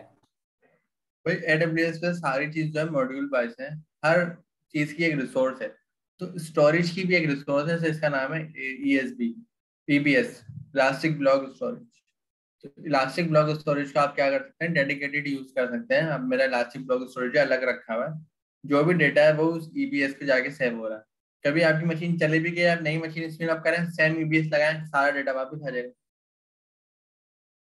स्टोरेज जो है वो अलग अलग एक स्टैंड अलाउन है, EBS यहाँ पे ऑप्शन भी है, ठीक है इसको सर। हम सर ये बोलते हैं EBS वॉल्यूम। वॉल्यूम की बात हो रही है ना? हाँ, अच्छा, स्पॉट स्टैंड का रिक्वेस्ट कहाँ से आती है, ये नजर आ रही है हमें? आ रही है आपके सामने? जी जी। रिक्वेस्ट करनी पड़ती है इसकी, तो ये मैंने कहा मुझे स्टैंड चाहिए, ड्यूरिंग क्रिएशन में ही आ रही है कि भाई स्पॉट रिक्वेस्ट कर दो, मैंने कर दी। इसने मतलब इसने मुझे प्राइस ही बता दी, इसने कहा भाई इसके अंदर ये प्राइस आ रहा है, इसमें ये प्राइस आ रहा है, कितने कम आ रहे हैं ना। सर इसका मैं कुछ इस तरह समझाऊं कि इसमें यानी कि किस्म की बिडिंग होती है। अगर कोई, मैंने $1 पे लिया, कोई दूसरा है उसने $2 पे लेना है, तो हम्म, AWS यानी मुझसे लेके दूसरे को दे देगा। इसी तो तरह इसने है इसका देखें, स्पॉट। हाँ, इसने देखें नीचे क्या लिखा हुआ लाइन में, इसने लिखा हुआ है 0.045, सही है, और 4.5 सेंट पर आवर ऑप्शन। तो आप यहाँ पे अपने मैक्सिमम प्राइस भी दे सकते हैं कि भाई ये मशीन मुझे चाहिए $5 में, ये मुझे मुझे अच्छा। मशीन देखिए 4.5 से ज्यादा नहीं दे सकते, तो $4.5 में, या ये मशीन दे सकते हैं, 4.5 से ज्यादा दे सकते हैं। ये मशीन मुझे चाहिए $4 में, $2 में, $8 में, 0.0005 में। अब क्या होगा, मैं रिक्वेस्ट करूंगा तो वो मुझे मना कर दिया, बोले इतनी सस्ती ये भी फिलहाल अवेलेबल नहीं है। हाँ, अगर मैं इतने में रिक्वेस्ट करूंगा तो मुझे दे देगा क्योंकि अवेलेबल है। अगर मैं इतने में करूंगा तो लाजमी देगा, अवेलेबल ही अवेलेबल है। अगर मैं इतने में करता हूँ तो भी मुझे देगा। फायदा क्या होगा, अगर AWS के पास स्पॉट स्टैंस मौजूद नहीं है और मैं यहाँ पे बिड करता हूँ ज्यादा, मुझे पता है भाई दुनिया वालों ने सबने कितने की ली हुई होगी, 0.0035 की ली हुई है, और मुझे स्टैंस मिल नहीं रही। मैं आके स्पॉट स्टैंस रिक्वेस्ट कर रहा हूँ, है ही नहीं उनके पास, अवेलेबल ही नहीं है। मैं अगर यहाँ से बिड बढ़ा देता हूँ तो वो क्या करेगा, किसी और से लेकर मुझे दे देगा, बोलेगा कि भाई आप प्राइस ज्यादा दे रहे हो तो मैं आपको दे रहा हूँ। यहाँ पे वेटिंग भी होती है। अगर यहाँ में कुछ नहीं लिखता बाय डिफॉल्ट, तो बाय डिफॉल्ट पे जाता है और अपनी मर्जी से जो भी उसको मिल रहा है प्राइस करंट, वो उसके हिसाब से आपको दे देता है। भाई ये तो आपकी मर्जी है ना, मेरी $1 पर मिनट की मशीन है, मेरे पास अनयूज है। अब मैं किसी को दे रहा हूँ कि भाई अनयूज है तो मैं आपको सस्ते में दे रहा हूँ जब तक यूज नहीं होती। अगर मैं किसी को 0.1 में देता हूँ, कोई आता है बोलता है भाई मैं आपको 0.2 पे करूंगा, तो मैं क्या करूंगा, मेरी तो कमिटमेंट थोड़ी है, मेरी 0.1 वाले से कोई कमिटमेंट थोड़ी है। मैं उसको बोलूंगा भाई स्पॉट डिस्टेंस रिजर्व होने जा रहा है, वापस दे दो, उससे वापस लेके 0.2 वाले को दे दूंगा। मुझे तो फायदा है। यानी कि बेसिकली AWS भी यही सर करता। इसमें हमें यानी कि थोड़े से टाइम के लिए अगर चाहिए तो स्पॉट इंस्टेंस का हम फायदा उठा सकते हैं कि हमने बस काम करा के फिर खत्म बिल्कुल, करें। बिल्कुल आप फायदा उठा, सही है। तो स्पॉट स्टैंड रिक्वेस्ट हो सकती है, उसने आपको बता दिया, हाँ भी हो सकती है। अब यहाँ पे आपके पास मर्जी है, आप सबनेट चूज करें या इसको भी डिफॉल्ट पे छोड़ दें, डिफॉल्ट सबनेट उठा लें। VPC चूज करना जरूरी है। आईपी को इनेबल करना है, डिसेबल करना है, कौन सी आईपी को, पब्लिक आईपी को, तो ये भी आपसे पूछता है। प्लेसमेंट ग्रुप भी होते हैं आपके पास, तो वो भी क्रिएट करने पड़ते हैं। प्लेसमेंट ग्रुप से मुराद है कि आपको अमेजोन के डेटा सेंटर में किस तरह से अपनी EC2 को प्लेस करना है, किसी रैक में करना है, अलग करना है, ये करना है, तो उसके लिए प्लेसमेंट ग्रुप होता है। जैसे मैं चाहता हूँ मेरी सारी मशीन सेम रैक में बने, या मैं चाहता हूँ मेरी सारी मशीन अलग अलग रैक में बने, तो ये सारे प्लेसमेंट ग्रुप होते हैं, एक अलग कॉन्सेप्ट होता है। Redundancy of higher network throughput, सही है। तो ये है, आप लोग अपने असाइनमेंट के तौर पे इसको खुद से सर्च कर लेना। एक IAM रोल भी होता है, ये क्या होता है, IAM क्या सबने देखा, तो यूजर बनता है, यूजर क्रिएट होता है। IAM रोल क्या होगा,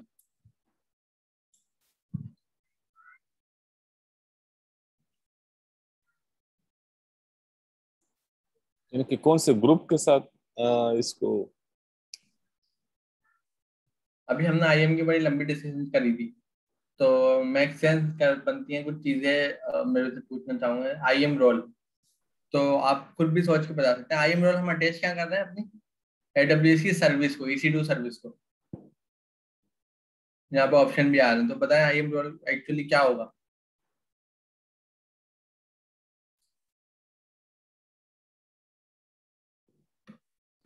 सर उसमें फिर यही होगा कि वो कौन सी सर्विसेज, यानी कि इस EC2 मशीन वगैरह के साथ वो क्या कर सकता है, यानी कि सबनेट IP इसकी चेंज कर सकता है, किसी दूसरे सबनेट में डाल सकता है, या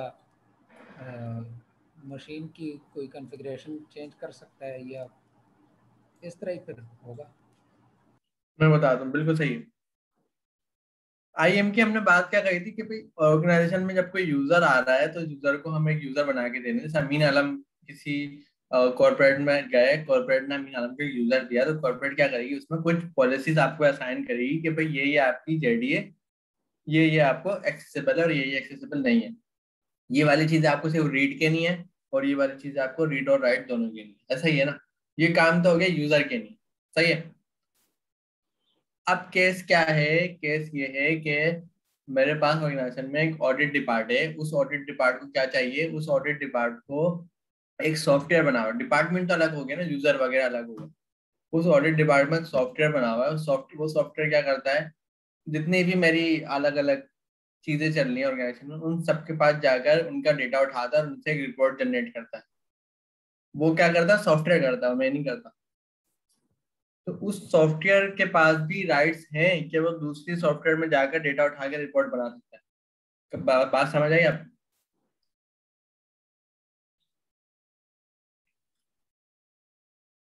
फिर से रिपीट कर दें। मैं ये कह रहा हूँ कि एक तो हो गया कि यूजर के पास राइट, मैं आपको दिखा रहा हूँ। एक तो हो गया भाई, ये ऑर्गेनाइजेशन के अंदर आपकी इतनी बड़ी ऑर्गेनाइजेशन है, इसमें एक यूजर आता है, तो उस यूजर को आपने आईएम के थ्रू उसको पॉलिसी असाइन कर दी, सही है। अब उस ऑर्गेनाइजेशन में एक ये वाला कंपोनेंट चल रहा है, एक ये वाला कंपोनेंट चल रहा है, एक ये वाला कंपोनेंट चल रहा है। यहाँ पे क्या है, सारा डेटा रखा हुआ है। यहाँ पे क्या है, कोई ना कोई दूसरा डेटा रखा हुआ है। यहाँ पे क्या रखा हुआ है, ये कोई एप्लीकेशन है, सही है। यहाँ पे क्या है, ये कोई एप्लीकेशन। अब ये जो है ऑडिट की एप्लीकेशन है, ये वाली। अब ये एप्लीकेशन क्या करती है, ये एप्लीकेशन को यहाँ से डेटा चाहिए और इस एप्लीकेशन को यहाँ से डेटा चाहिए, है ना। जी ये वाली एप्लीकेशन को सिर्फ यहीं से डेटा चाहिए। तो आईएम में क्या होता है कि एक तो क्या हो गया आपका यूजर, कि आपने यूजर को डिफाइन करना है कि यूजर सिर्फ इसको एक्सेस कर सकता है, इसको नहीं कर सकता, या सिर्फ इसको कर सकता है स्पेसिफिक ये दो चार काम, बस, इससे ज्यादा नहीं, है ना। एक और जी होता है आईएम में सीन कि भाई ये वाला जो है ये सिर्फ इसको एक्सेस करेगा ना, इसका तो उसका काम ही नहीं। तो हम इसको एक आईएम रोल देंगे कि भाई ये इसको एक आईएम रोल देंगे कि आईएम रोल है, क्या आईएम रोल है कि आप इस डेटे को एक्सेस कर सकते हो। एक्सेस में भी टाइप होगी, सिर्फ रीड कर सकते हो या राइट भी कर सकते हो, सही है। तो एप्लीकेशन टू एप्लीकेशन मतलब सॉफ्टवेयर टू सॉफ्टवेयर या रिसोर्स टू रिसोर्स या कह सकते हैं सर्विस टू सर्विस भी रोल होते हैं। इसको हम क्या रोल देंगे कि ये दोनों जगह से डेटा उठा सकता है, सिर्फ उठा सकता है, रीड कर सकता है, राइट करने की इजाजत नहीं होगी इसको, है ना। जी AWS में क्या है, जैसे EC2 मैंने बनाया, अब मैं इस EC2 को कोई रोल दे सकता हूँ कि उस रोल में क्या होगा। जैसे मैंने कहा ये वाला रोल है, पहले से बना हुआ है, इसको बना के भी चेक कर लेंगे। ये वाला रोल EC2 ले सकता है। इस रोल में कुछ पॉलिसीज बनी हुई होंगी, वो मैं आपको दिखाया दूँ क्या बनी, सही है। ये क्या हो गया, इस मशीन को कुछ पॉलिसी मिल गई, रूल मिल गया, रोल मिल गया, वो जाकर AWS कोई और सी सर्विस, इतनी सारी सर्विस है ना, सर्विस तो सर्विस भी आपस में रोल होती है। ये वाली सर्विस अगर इससे कुछ लेना चाह रही है ना, तो उसके आपस में रोल होगा। ये कोड स्टार अगर यहाँ से कोई उठाना चाह रहा है, इसके आपस में रोल होगा, रास्टिक कंटेनर रजिस्ट्री और कोड स्टार का, सही है। सर्विस और सर्विस भी रोल होते हैं, आईएम में ये भी चीज आती है।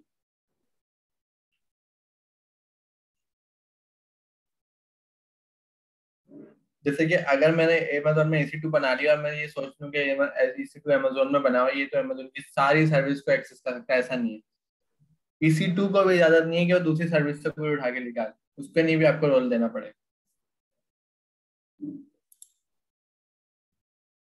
यहाँ पर मैं एक आईएम क्रिएट कर लेता हूँ, आईएम दिखा देता हूँ कि आईएम में क्या क्या चीजें हैं।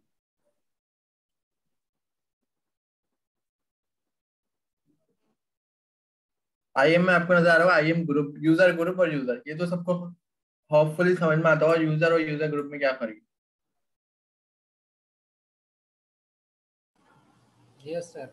यूज़र ग्रुप क्या ये बस अगर आपने गेस्ट का ग्रुप बनाया हुआ है उसके अंदर जितने मर्जी यूज़र डालें बस उनके पास गेस्ट वाले ही एक्सेस होगी, जो गेस्ट कुछ कर सकता है। अगर वो एडमिन का ग्रुप बिल्कुल, होगा वो उसमें एडमिनिस्ट्रेटर वाली एक्सेस उसके पास होगी। ग्रुप का मतलब ये है कि भाई मेरे पास 5 एडमिनिस्ट्रेटर हैं, अब मैं 5 एडमिनिस्ट्रेटर क्या यूजर तो क्रिएट करूंगा, लाजमी बात है। फिर पांचों एडमिनिस्ट्रेटर को मुझे सेम राइट देने, रिपीटेड टास्क हो गया ना। एक यूजर क्रिएट करा, उसको सेम राइट दिए, दूसरे यूजर क्रिएट करा, सेम राइट दिए। मैं क्या करूंगा, 5 यूजर क्रिएट करूंगा, एक ग्रुप क्रिएट करूंगा, ग्रुप के अंदर मैं सारे राइट्स साइन करूंगा और सारे पांचों को उस ग्रुप में ऐड कर दूंगा, तो बाय डिफॉल्ट उन सबको राइट्स आ जाएंगे। तो ये तो एक मेक सेंस है। आप लोग लिनक्स यूज करते हैं तो आपको पता है यूजर और यूजर ग्रुप में क्या फर्क है ना। सही है। यहाँ पे सवाल है किसी का, किसी को समझ ना आया हो?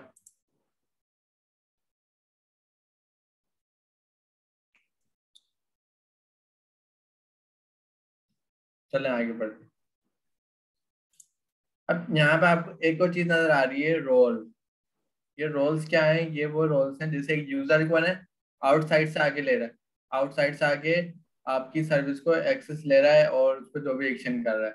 यूजर ग्रुप क्या है, इन्हीं यूजर का ग्रुप बनाते हैं। रोल क्या है कि आपकी कोई सर्विस को ये रोल डिफाइन करेंगे, क्रिएट रोल को क्रिएट करेंगे, यूजर क्रिएट करेंगे तो रोल भी क्रिएट होगा और उस रोल में कुछ पॉलिसीज बता देंगे और वो किसको मिल सकता है, किसी सर्विस को मिल सकता है।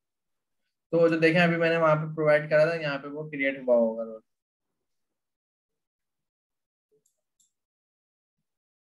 IAM रोल आ रहा है।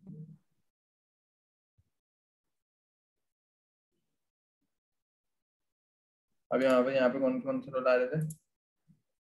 EC2 role, EC2 role access, दो आ रहे थे, EC2 स्टेंस रोल और EC2 रोल एक्सेस।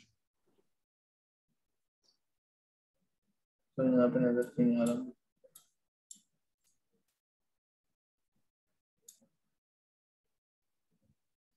अच्छा, यहाँ पे इतने सारे रोल बने हैं, सर्च कर लेते हैं ना। EC2, ये रहा EC2 रोल SQ3। 147 डेज पहले किसी ने यहाँ पे क्रिएट करा था, तो ये यहाँ पे तभी ऑप्शन आ रहा है। अच्छा, यहाँ पे नोट करें, यहाँ पे सिर्फ दो ही आ रहे हैं, जबकि यहाँ इतने सारे बने हुए है ना। क्रिएट रोल करके मैं आपको दिखाया था होता क्या है। क्रिएट रोल में सबसे पहले ये मुझसे पूछता है कि भाई आपको किसके लिए रोल क्रिएट करना है।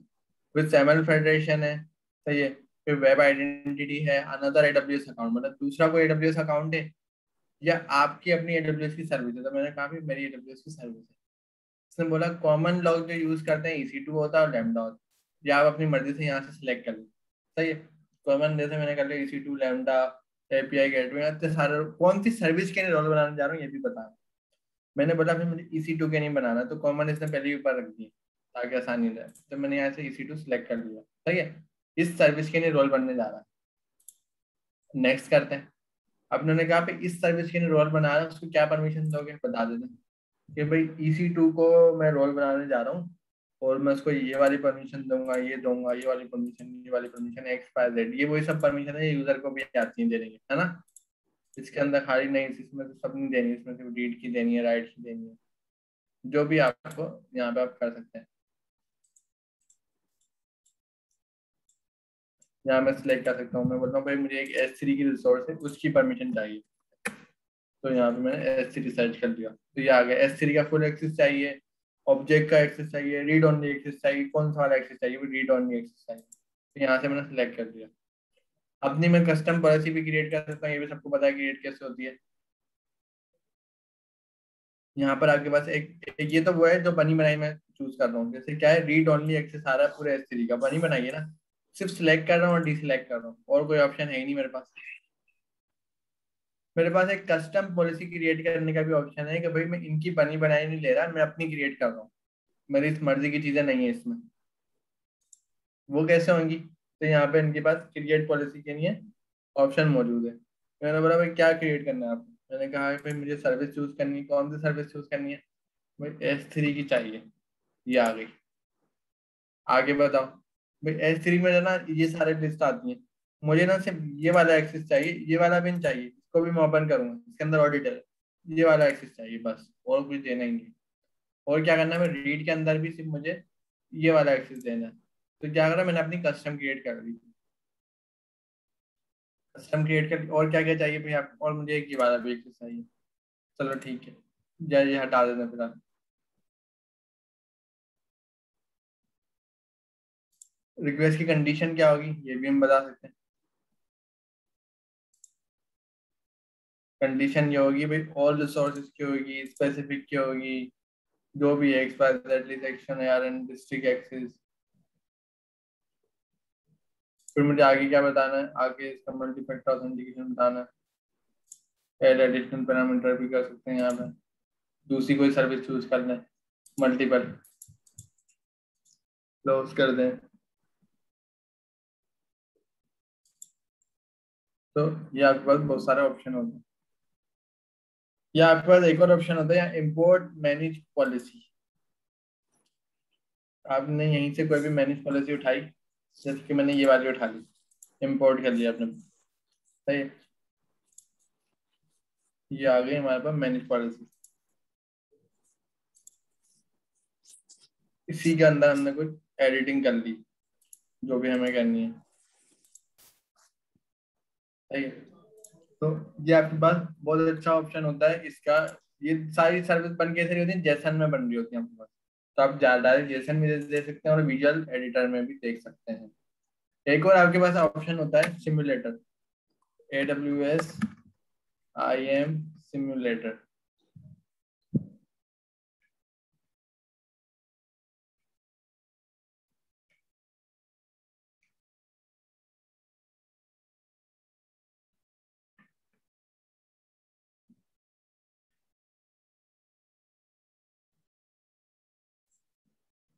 ये रहा, you can access the IAM policy simulator.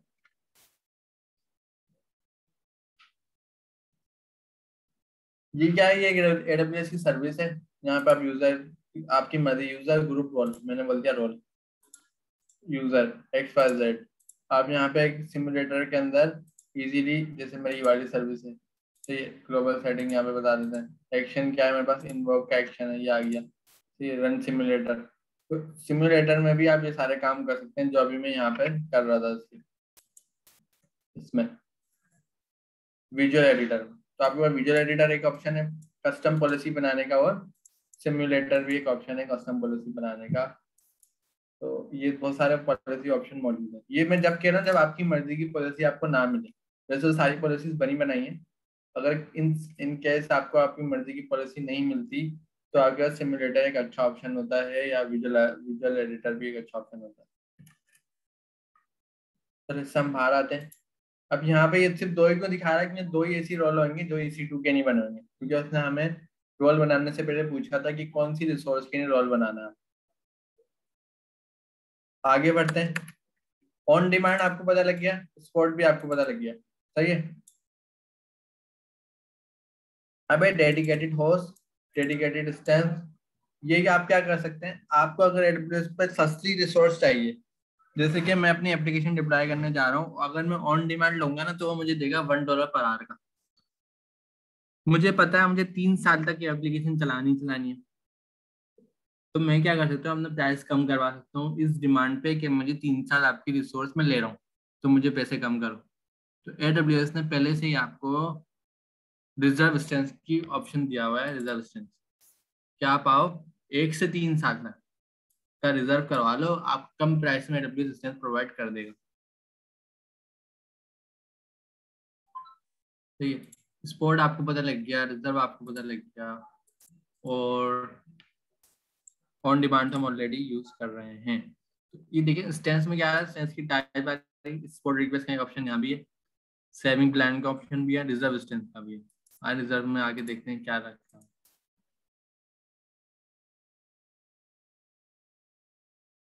Reserve में मैं क्या कर रहा हूँ, मैं परचेज कर रहा हूँ एक प्लान, मैं कर रहा हूँ परचेज रिजर्व स्टेंस।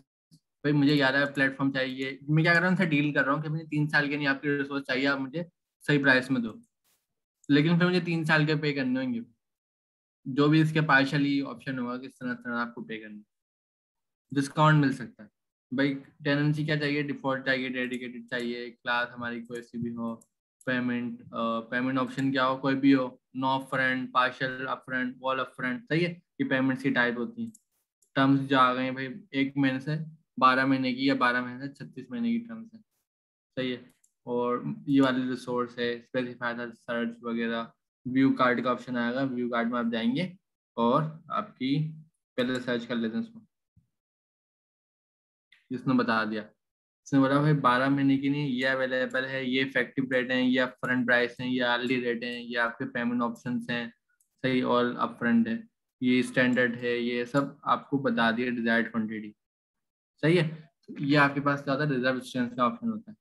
एक स्टेंस होता है आपके पास डेडिकेटेड होस्ट। डेडिकेटेड होस्ट में क्या होता है, एलोकेट डेडिकेटेड होस्ट। इसमें आप स्टेंस की अपनी फैमिली बताते हैं, कौन सी फैमिली चाहिए, मुझे C5 चाहिए, जैसे हमारे T2 वाली होती है ना, T2 माइक्रो नैनो, ये डायरेक्ट आपसे पूरी फैमिली पूछ रहे हैं, ये आपसे माइक्रो नैनो नहीं पूछ रहे, सिर्फ आपसे फैमिली पूछ रहे हैं। जैसे कि यहाँ पर आ गई M आ रही है, H आ रही है, I आ रही है। T वाली फैमिली रिजर्व में मौजूद नहीं है, और उसमें डेडिकेटेड में नहीं है, दूसरी है। C4 ले लेते हैं हम।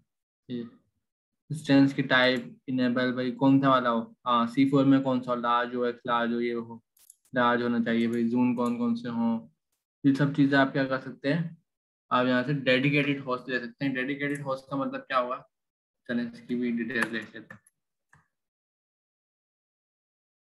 पे for physical host that fully dedicated to run your instance, मतलब फुली डेडिकेटेड आपकी जगह होगी, आपके अपने एग्जिस्टिंग सॉकेट्स होंगे, पर कोर होंगे, पर कोर आपकी चार्ज होगी पर VM software license to reduce the cost. ये मतलब अगर मेरी कोई बैंकिंग की फाइनेंशियल एप्लीकेशन है और मैं क्लाउड पर चला रहा हूँ, तो मैं नहीं चाहूंगा कि मैं उसको किसी शेयर्ड इंस्टेंस पे चलाऊं, मैं क्या करूंगा, मैं एक डेडिकेटेड होस्ट वहां पे लूंगा, मतलब नेट पर सॉकेट तक की लेयर मुझे पता होगी कौन सी है, कि उस पर कोई और कनेक्ट नहीं है।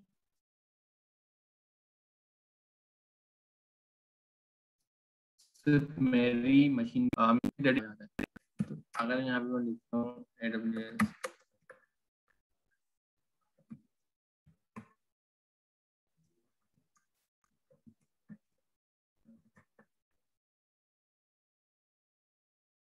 यहाँ पे अच्छे खासे ऑप्शन है जो मुझे इसकी फर्क बता सकते हैं।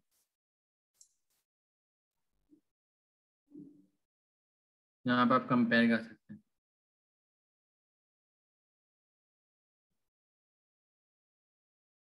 ये आ रहा डेडिकेटेड इंस्टेंस और होस्ट में क्या फर्क है भाई। डेडिकेटेड इंस्टेंस आपको प्रोवाइड करता है enable use to dedicated physical server, मतलब ये दोनों में, होस्ट में भी है और इंस्टेंस में भी। ये आपसे लेता है पर इंस्टेंस बिलिंग $2 पर रीजन फी। सही सब्जेक्ट उन्होंने बता दिया, $2 पर रीजन फी। ये दोनों के अंदर ये सिर्फ आप क्या है, पर इंस्टेंस आपका डेडिकेटेड इंस्टेंस में चार्ज होगा, डेडिकेटेड होस्ट में पर इंस्टेंस चार्ज नहीं होगा। डेडिकेटेड होस्ट में बिलिंग कौन सी होगी, पर होस्ट बिलिंग होगी। इंस्टेंस में ये नहीं है, मतलब डेडिकेटेड इंस्टेंस में पर इंस्टेंस बिलिंग होगी, डेडिकेटेड होस्ट में पर होस्ट बिलिंग होगी। तो ये चीज का आप मेक श्योर कर लें। बाकी जो फिजिकल सर्वर है वो दोनों के डेडिकेटेड होंगे, दोनों में जाहिर सी बात है डेडिकेटेड है। विजिबिलिटी होगी आपकी सॉकेट्स की, कोर्स की और होस्ट आईडी की, किसमें डेडिकेटेड होस्ट में, इंस्टेंस में ये चीज नहीं मिलती। Affinity between host and instance ये भी आपको यहाँ मिलता है। टारगेट इंस्टेंस प्लेसमेंट, मतलब कौन कौन से इंस्टेंस के आपको टारगेट प्लेस करने हैं, तो ये भी आपको यहाँ मिलता है किस जगह पे प्लेस करना है। ऑटोमेटिक इंस्टेंस प्लेसमेंट दोनों जगह पे मौजूद है, ऑटोमेटेड वाला। Add capacity using allocation request, तो अच्छी खासी यहाँ पे रिसोर्स भी मौजूद हैं डेडिकेटेड होस्ट और इंस्टेंस में, आपको फर्क नजर आ रहा है। जो भी आपकी डिमांड आप यूज कर सकते हैं। डेडिकेटेड इंस्टेंस आपको मिल गया, डेडिकेटेड होस्ट मिल गया, स्पॉट मिल गया, रिजर्व आपको समझ में आ गया, ऑन डिमांड भी आपको समझ में आ गया। अब जाते हैं कैपेसिटी रिजर्वेशन।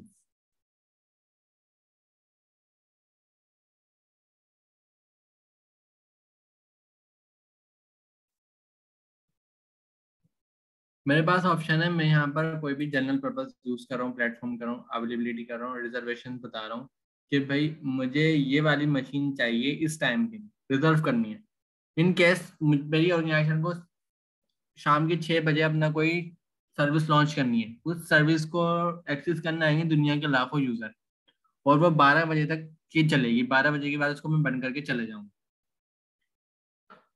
अब मुझे पता है कि भाई शाम के 6 बजे 25 जनवरी को या 31 दिसंबर को शाम के 6 बजे मुझे ये चीज परचेज करनी है अमेजोन से, मुझे पहले से तैयारी करनी है।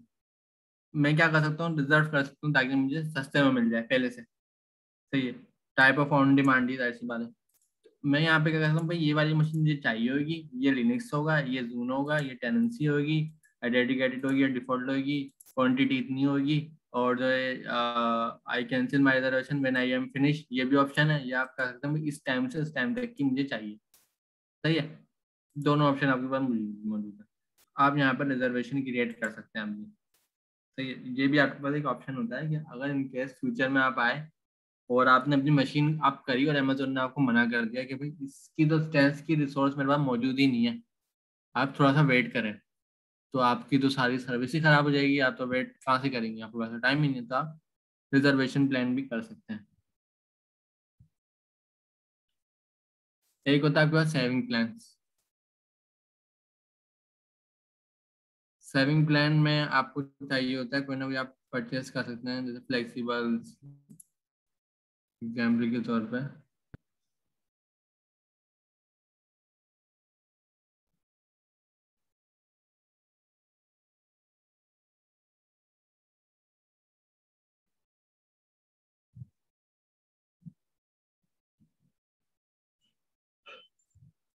तो ये पूरा इसने ना आपको सेविंग प्लान दिया हुआ है। आपको क्या करेगा, saving plan have you reduce 64%, मतलब इतना आपको आपको सेविंग प्लान देगा। जब आप अपनी मशीन चला रहे हो ना, तो ये आपको ऑफर करेगा कि भाई आपके पैसे ज़ाया हो रहे हैं और आपको इस तरह से आप चलाएं, आपकी जो कंप्यूटर डिस्टेंस है वो इतनी % यूज़ हो रही है, इतनी % एक्स्ट्रा है, और आपकी जो डिस्टेंस है वो इतना % ये फ़ायदा है, इतना % ये फ़ायदा है। तो ये आपको पूरा सेविंग प्लान देगा और आपको गाइड करेगा कि आपको किस तरह से अपनी EC2 की इंस्टेंस बचानी है, कम पैसों में इस्तेमाल करनी है। ऐसा हो सकता है ना, मैंने $5 वाली मशीन यूज कर रहा हूँ, मेरी मेरी जो नीड है, यूजेज है, वो $1 वाली मशीन की, $4 जाया हो रहे हैं ना, तो सेविंग प्लान मेरी चीज में हेल्प करता है। इसको हम खुद भी कर सकते हैं। सारी चीजें हो गई यहाँ पर। EMI आप लोगों को पता है, मुझे कोई बता दे EMI, फिर हम सेशन ये वाला एंड करते हैं।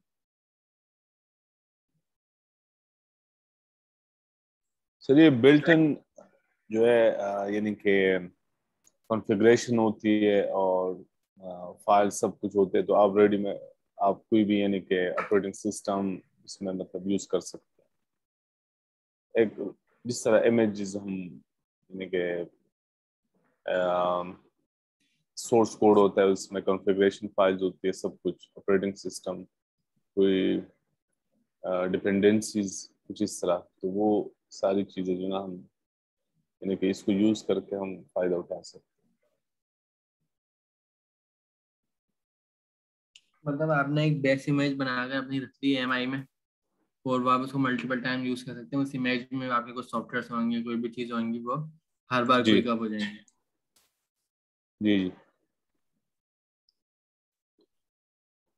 तो ये वो इलास्टिक वॉल्यूम, मतलब जो भी आपको एक्सटर्नल स्टोरेज आपकी EC2 से कनेक्ट होता है, तो ये वॉल्यूम कनेक्ट होता है। तो ये वो सारी चीज़ें हैं। और नेटवर्क सिक्योरिटी में हमें पता है, नेटवर्क सिक्योरिटी ग्रुप क्या है, प्लेसमेंट ग्रुप आप लोग खुद देख लेना, मैंने अभी कुछ ओवरव्यू भी दिया है आपको। इलास्टिक आईपी भी आप लोगों को पता है। की पेयर नेटवर्क इंटरफेस मालूम है किसी को? ये सर, ये जो पीसी के अंदर लैन कार्ड लगा होता है या वाईफाई कार्ड, ये नेटवर्क इंटरफेस होता है। सही है। AWS में क्या होगा?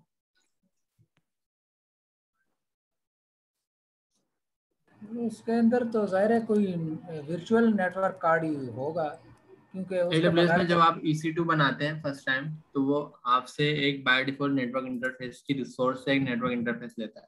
तो आप इसमें अगर जाएंगे, आप मैनुअल भी अपना नेटवर्क इंटरफेस क्रिएट कर सकते हैं और किसी भी EC2 को असाइन करवा सकते हैं। जैसे फिलहाल यहाँ पे एक बना हुआ बाय डिफॉल्ट, मैं यहाँ पे क्रिएट कर सकता हूँ नेटवर्क इंटरफेस। तो इसमें मैं सबनेट भी अपना बता दूँ, ये वाला सबनेट है, इस सबनेट पे मैं क्रिएट करने जा रहा हूँ। तो XYZ डिटेल देकर आप एक इंटरफेस क्रिएट कर सकते हैं और वो किसी को भी असाइन कर सकते हैं। सही है। सिर्फ फायदा क्या होगा, एक नेटवर्क इंटरफेस अगर आपने बना लिया और आपने EC2 का भी बंद भी कर दिया, तो नेक्स्ट टाइम आप उसी इंटरफेस किसी और के साथ कनेक्ट कर दें, थर्ड के साथ कनेक्ट कर दें, ताकि आपकी आईपी, प्राइवेट आईपी जो है वो सेम रहेगी।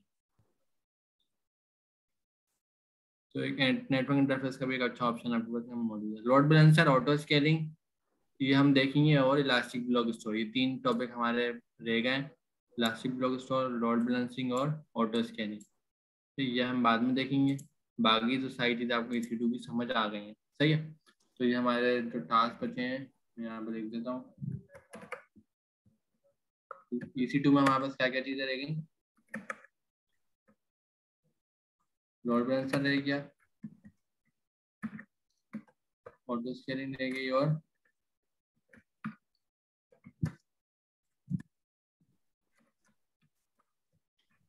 इलास्टिक ब्लॉक स्टोरेज रह गई। और VPC में हमारे पास क्या रह गया अभी?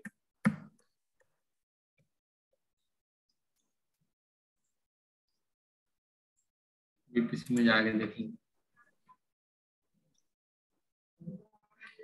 VPC पता है, सबनेट पता है, राउटिंग टेबल आप लोगों को पता है, इंटरनेट गेटवे, egress, DSC भी आपको पता है। egress की नीड अभी नहीं है, मैं बाद में बताता हूँ।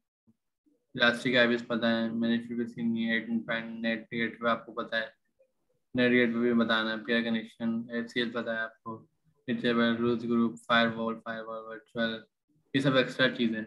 VPN का मैं आप लोगों को किसी ओवरव्यू दे दूंगा। ये सब एक्स्ट्रा चीज़ें, ये आपका थोड़ा सा असाइनमेंट है कि ना, बाकी चीज़ों का भी एक्सप्लोर करते रहें। जो सिर्फ मैंने पढ़ा है वो काफ़ी नहीं है, आप खुद भी एक्सप्लोर करें, बना कर देखें चीज़ों को।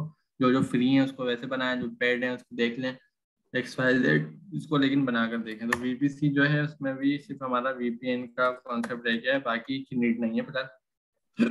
बाकी जो है गेटवे वगैरह होते हैं, वो मैं आप लोगों को दिखा दूंगा। इंटरनेट गेटवे होता है हमारे पास, और भी बहुत सारी चीज़ें ऑप्शन होते हैं, वो मैं आपको एक गेटवे का भी बता। गेटवे क्या, अगर मेरे पास प्राइवेट इंस्टेंस है, अगर मेरे पास प्राइवेट इंस्टेंस है तो प्राइवेट इंस्टेंस को मुझे इंटरनेट की अवेलेबिलिटी देनी है, तो मैं कैसे दूंगा? पब्लिक पे तो दे सकते हैं, प्राइवेट पे कैसे दूंगा? उसके लिए हमारे पास ऑप्शन होता है यहाँ पर, कौन सा होता है? egress only internet gateway. egress only internet gateway होता है हमारे पास, मैनेज पॉलिसी एंड पॉइंट, और हमारे पास, एक मिनट में दिखा देता हूँ।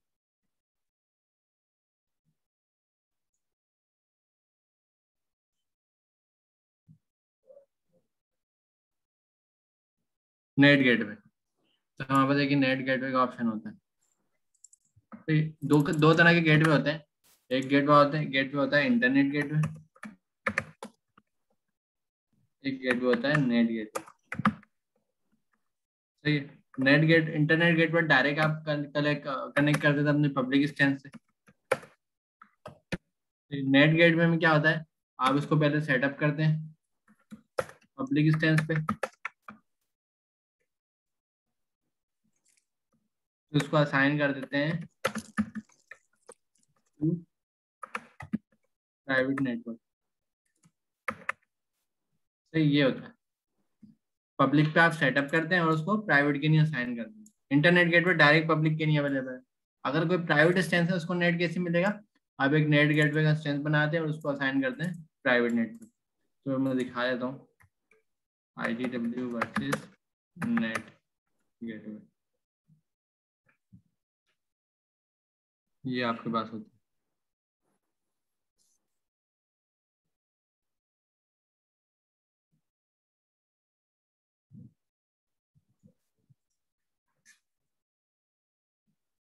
आपको नजर आ रहा होगा कि किसी ने नेट इंस्टेंस बनाया है, किस पे बनाया? पब्लिक सबनेट पे। और ये क्या है? Private subnet. Private subnet public instance से नेट इंस्टेंस के थ्रू कनेक्टिविटी ले रहा है, किसकी? इंटरनेट की। ये आपका बना हुआ इंटरनेट गेटवे। ये इंटरनेट गेटवे, ये किसके साथ कनेक्ट है? ये सिर्फ पब्लिक के साथ कनेक्ट है, प्राइवेट के साथ नहीं होगा। सही है। मैंने बताया था ना, अगर आपने इंटरनेट गेटवे लगा दिया तो प्राइवेट, इंटरनेट गेटवे लगा दिया तो पब्लिक। सबनेट की हम बात करें, इंटरनेट गेटवे कितने रिसोर्स के साथ अटैच है? 2 के साथ अटैच है, तो वो पब्लिक है। 2 के साथ अटैच नहीं है तो वो प्राइवेट है। प्राइवेट वालों को अगर कोई डेटा लेना है इंटरनेट से तो वो किसके थ्रू लेंगे? डायरेक्ट इंटरनेट गेटवे से उनकी कनेक्टिविटी बन नहीं सकती। तो हम नेट इंस्टेंस से क्रिएट करते हैं, तो उस नेट इंस्टेंस की मदद से हम प्राइवेट नेटवर्क को नेट पहुंचाते हैं, इंटरनेट गेटवे वाला। तो ये आर्किटेक्चर होता है हमारा। इंटरनेट आ रहा है इंटरनेट गेटवे को, वो पब्लिक को तो मिल रहा है। प्राइवेट को लेने के लिए क्या करना पड़ेगा? पब्लिक पे एक नेट इंस्टेंस बनाना है और नेट इंस्टेंस के थ्रू प्राइवेट को मिलेगा। तो ये रहा net gateway. Net gateway create कैसे करता है? कि नेट गेटवे हमने क्रिएट कर लिया, XYZ पब्लिक IP पे कर लिया, सही है। और उसको फिर हमने बाद में प्राइवेट के साथ अटैच कर दिया। प्राइवेट के साथ अटैच कैसे करेंगे वो भी मैं दिखा रहा हूँ। सबनेट में आएंगे, सबनेट क्रिएट करते हैं, क्रिएट नहीं करते, बना बनाया में देखते हैं। एक्शन में आएंगे, edit network access control list, और यहाँ पे मौजूद है। इसके अंदर राउट्स मौजूद होंगे ना, राउट्स ये। तो उस राउट्स में मैं क्रिएट करूंगा एक राउट्स, नहीं बने बनाए में जाएंगे, ठीक है। यहाँ पे मैं एक राउट क्रिएट करूंगा। उस राउट पे मैं बता दूंगा कि भाई आपको क्या यूज करना है, नेट गेट पे यूज करना है। ठीक है? पहले हम एक नेट गेट पे, अगर प्राइवेट इंस्टेंस ना, अगर ये हटा दूं थोड़ी देर के लिए, थोड़ी देर के लिए मैं हटा दूं तो ये क्या हो गया? ये प्राइवेट हो गया। सही है, प्राइवेट हो गया, इसको नेट देना है। तो पहले मैं जाके नेट इंस्टेंस बनाऊंगा, फिर उसको यहाँ पर उस नेट इंस्टेंस को नेट गेटवे को असाइन कर दूंगा, होता तो यहाँ आ जाता। तो नेट गेटवे और इंटरनेट गेटवे का फर्क पता लग गया सबको? जी सर। पहले एक इंटरनेट गेटवे बनेगा, वो मिलेगा पब्लिक को, फिर एक नेट बनेगा, वो मिलेगा प्राइवेट। और उसकी कम्युनिकेशन यहीं से होगी। डेस्टिनेशन आप क्या देंगे फिर डेस्टिनेशन आप देंगे अपनी किसकी IP? अपने पब्लिक सबनेट की IP को आपको डेस्टिनेशन देना पड़ेगा, जो भी आप नेट बनाएंगे। तो वो सारी चीज़ें तो आपको मिल जाएंगी, लेकिन वे सब बस समझाने के लिए ये 2 चीज़ें हैं। ये देखिए, नेट गेटवे और राउटिंग AWS।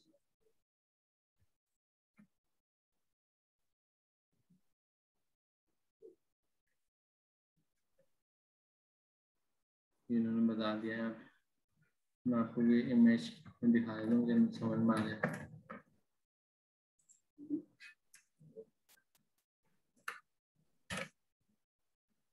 ये सारी कम्युनिकेशन है राउटिंग टेबल से होंगी, राउटिंग टेबल के थ्रू आप अलाउ करेंगे। उन्होंने बताया भाई कि आपको राउटिंग पॉलिसी बतानी है, 0 राउटिंग टेबल रखना है, तो इमेज मिल जाए ना,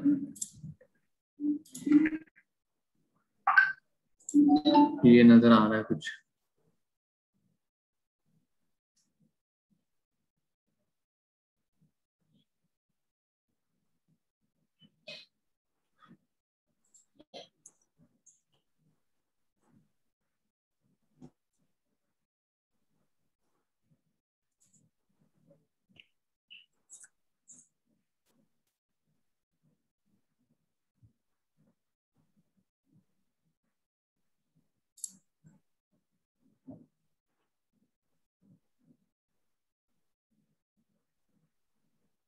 उन्होंने बताया कि पब्लिक राउटिंग टेबल क्या होगा आपका, पब्लिक राउटिंग टेबल इस तरह का होगा, नजर आ रहा है सबको? जी पब्लिक राउटिंग टेबल तो समझ आ रहा है, लोकल तो आपको पता रखना है ताकि लोकल कनेक्टिविटी बनी रहे, सही है। आपने पब्लिक गेटवे से क्या करा, जो जिसपे इंटरनेट की एक्सेसिबिलिटी, जो सबनेट आप पब्लिक रखना चाहते हो, आपने उससे इंटरनेट गेटवे कनेक्ट कर दिया राउटिंग में। फिर दूसरा स्टेंस था आपके पास, उसको आप क्या करना चाहते थे, प्राइवेट रखना चाहते थे, तो आपने क्या करा, लोकल तो रखा रखा साथ में नेट गेटवे की आईडी दे दी प्राइवेट वाली। तो ये तरीके कार होगा। इंटरनेट गेटवे आपका इंटरनेट वाले एक्सेसिबल पे बनेगा। ये रहा इंटरनेट, देखें क्या है, ये इंटरनेट है, गेटवे कहाँ बना है, वीपीसी लेवल से भी बाहर बना है, देखिए ये वीपीसी है, ये आपका वीपीसी है, सही है, और ये आपका एडब्ल्यूएस। इंटरनेट गेटवे किस लोकेशन पे बना हुआ है, किस बाउंड्री में बना हुआ है, बताएगा कोई? AWS वाले पे, AWS की बाउंड्री में, मतलब इंटरनेट गेटवे का वीपीसी में कोई रिस्ट्रिक्शन नहीं है, सही है ना, वीपीसी से यस सर। बाहर बना हुआ इंटरनेट गेटवे। और राउटर कहाँ बना हुआ है हमारा, वीपीसी के अंदर बना हुआ राउटर। तो जब भी आप इंटरनेट गेटवे आपको मिलता है, आप राउटर के थ्रू उसको असाइन करते हैं। तो राउटर के बाद आपके पास क्या ऑप्शन है कि आपने यहाँ पे असाइन कर दिया पब्लिक को और प्राइवेट को। अब आपकी मर्जी आपको कौन सा देना है कौन सा नहीं देना, सही है।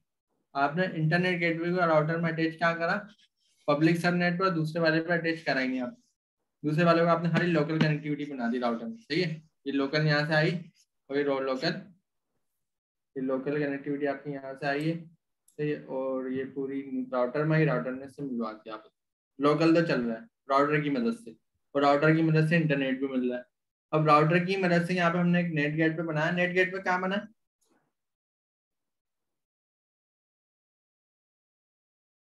कोई देखे या नेट गेट पे किस किस लोकेशन पे बना हुआ, ये जोन के अंदर बना हुआ है, ये पब्लिक सबनेट में बना हुआ, प्राइवेट भी नहीं।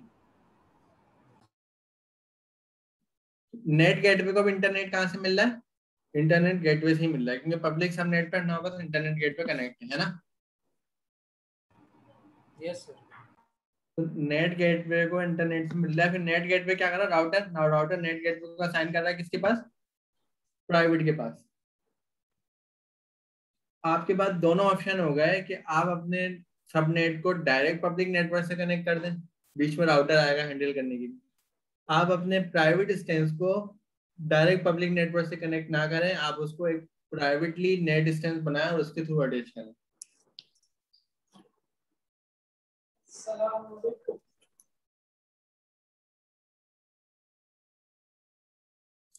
यहाँ तक क्लियर है? और ये देखें क्या कह रहा है, दोनों एक ही जोन में बनाए हुए हैं, फिलहाल आपको समझाने के लिए, अलग अलग जोन भी हो सकते थे, समझाने के लिए बनाए हुए कि सेम जोन में अलग अलग सबनेट है, प्राइवेट और पब्लिक।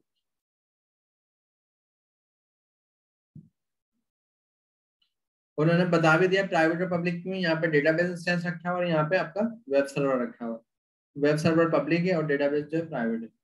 डेटाबेस को नेट डायरेक्ट कभी इंटरनेट से नहीं मिलेगा, घूम के आएगा नेट गेटवे। किसी का कोई सवाल यहाँ पर? देखिए राउट भी दो बने हुए, एक पब्लिक राउट बना हुआ है, एक प्राइवेट राउट बना हुआ है। जाहिर सी बात है दो राउटिंग टेबल चाहिए होंगे। नेट डिस्टेंस बता रहे इस तरह से क्रिएट होगा। अच्छा, नेट डिस्टेंस को ना एक इलास्टिक आईपी चाहिए होती है, ये चीज याद रखना। ये इलास्टिक आईपी क्रिएट हो रही है, ये राउटिंग टेबल है, 2 पब्लिक अलग प्राइवेट अलग, यहाँ पे आगे इजीली मैनेज कर रहे हैं। तो किसी का कोई सवाल यहाँ पर?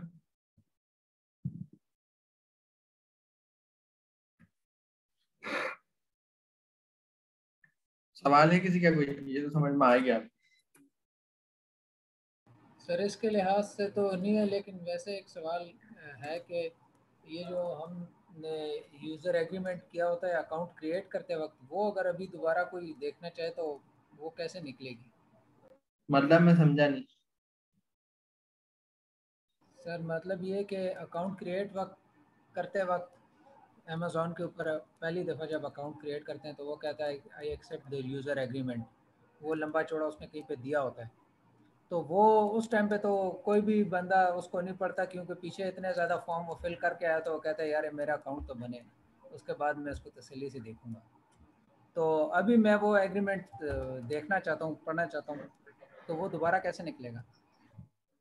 गूगल पे कहीं ना कहीं अवेलेबल होगा, उसको सर्च कर ले, उसका मुझे आइडिया नहीं है।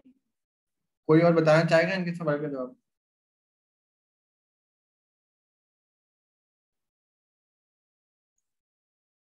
इसको आप ढूंढ लें, ग्रुप पर डिस्कस कर लें, इसका कोई प्रॉब्लम नहीं है, ये हम मिल ही जाएगा कहीं ना कहीं हो।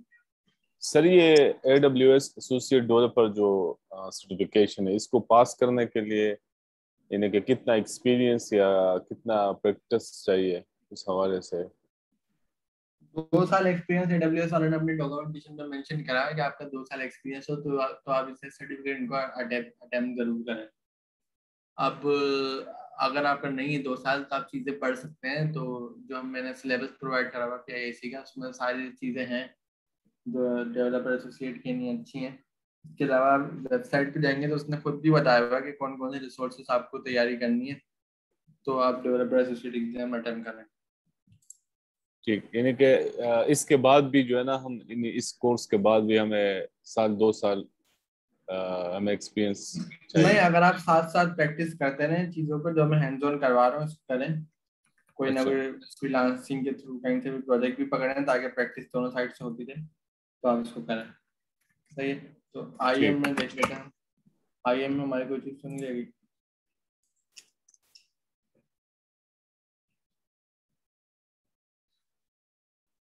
IM में भी सब चीज़ें हो गई हैं। यूज़र रोल पॉलिसीज आपको पता है, एनालाइजर वगैरह की नीड नहीं होती। तो IM में रिपोर्ट्स भी बनती हैं, कितने आप यूज़र आपके साथ कनेक्ट हैं, आइडेंटिटी प्रोवाइडर, अकाउंट सेटिंग। तो आप सिंगल साइन ऑन भी यहाँ पे कर सकते हैं। सिंगल साइन ऑन भी आप लोग ना प्रैक्टिस कर लेना खुद से कि किस तरह से ही आपको single sign on provider add करते हैं। जैसे एग्जाम्पल के तौर पे यहाँ पे SAML है, ओपन आईडी कनेक्ट कर सकते हैं, कोई SAML प्रोवाइडर कोई है हमारे पास तो यहाँ पे हम ला सकते हैं।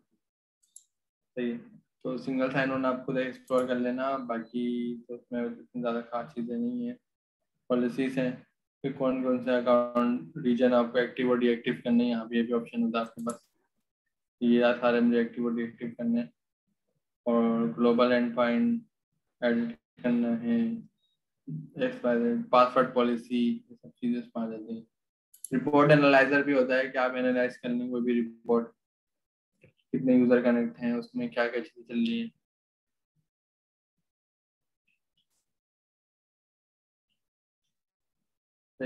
क्रिएट एक एनालाइज कर सकते हैं, create analyser, review active finding, take action, कोई यूजर को क्लाब एक्शन देना है, मॉनिटर एक्सेस टू रिसोर्स, ये सब चीज़ें यहाँ पर होती हैं ऑलरेडी। तो archive rules, analyse, setting, report create करो क्रेडेंशियल्स की, फिर डाउनलोड रिपोर्ट, सिंपल है ये। तो ये रिपोर्ट एक डाउनलोड हो गई।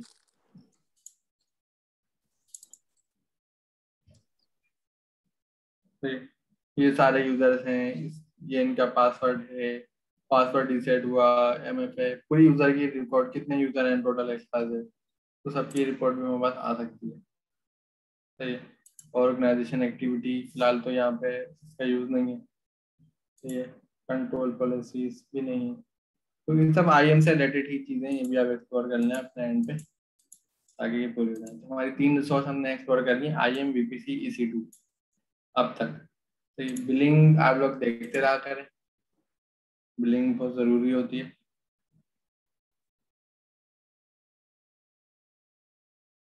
यहाँ पे डिटेल बिल का ऑप्शन होता है, आपका जैसे उनका बिल आ रहा है तो डिटेल बिलिंग का ऑप्शन होता है।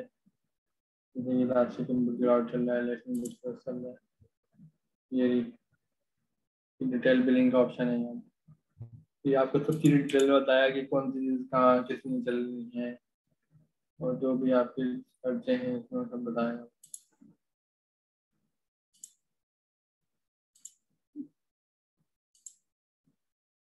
सही है। तो बिलिंग आप लोग देखते रहा करें, यहाँ पे मंथ भी आ रहा था, कौन से मंथ की आपको देख डाउनलोड कर लें, प्रिंट कर लें। और पेज खास यहाँ पे बजट कॉस्ट मैनेजमेंट के लिए बजट का ऑप्शन भी है। आप यहाँ पे एक बजट क्रिएट कर लें जो ऑलरेडी हुआ हुआ है कि RDS मेरा जब भी क्रिएट हो, cost budget, uses budget, saving plan, recovery. जैसे अगर मैं कॉस्ट बजट ले लूँ यहाँ पर तो मंथली कितना रखना है, मेरा बजट क्या है, तो सारी यहाँ पे AWS में हर चीज़ मौजूद है, आप एक्सप्लोर करते रहोगे। बजट की रिपोर्ट, सेविंग प्लान रखना है, कोई कॉस्ट एक्सप्लोरर लेना है भी, कौन सी कॉस्ट कहाँ पे कितनी लग रही है, सही है, और कितनी नीड होनी चाहिए, तो ये सब चीज़ें मौजूद हैं। क्रेडिट कार्ड आपको अटेंशन है, परचेस ऑर्डर, यूजेज रिपोर्ट, कितने कॉस्ट हैं, यूजेज रिपोर्ट क्रिएट कर लें आप, रिपोर्ट इनेबल कर लें। ऐसी कोई कॉस्ट होगी लाजमी तो ये देख लेना इनेबल करने से पहले। कॉस्ट की कैटेगरीज क्या है आपके पास फिलहाल, तो क्रिएट कर सकते हैं हम। तो AWS में काफ़ी चीज़ें मौजूद हैं आपके पास जो आप एक्सप्लोर कर सकते हैं। तो मिलते हैं नेक्स्ट क्लास में। अल्लाह हाफिज़। किसी का कोई क्वेश्चन है?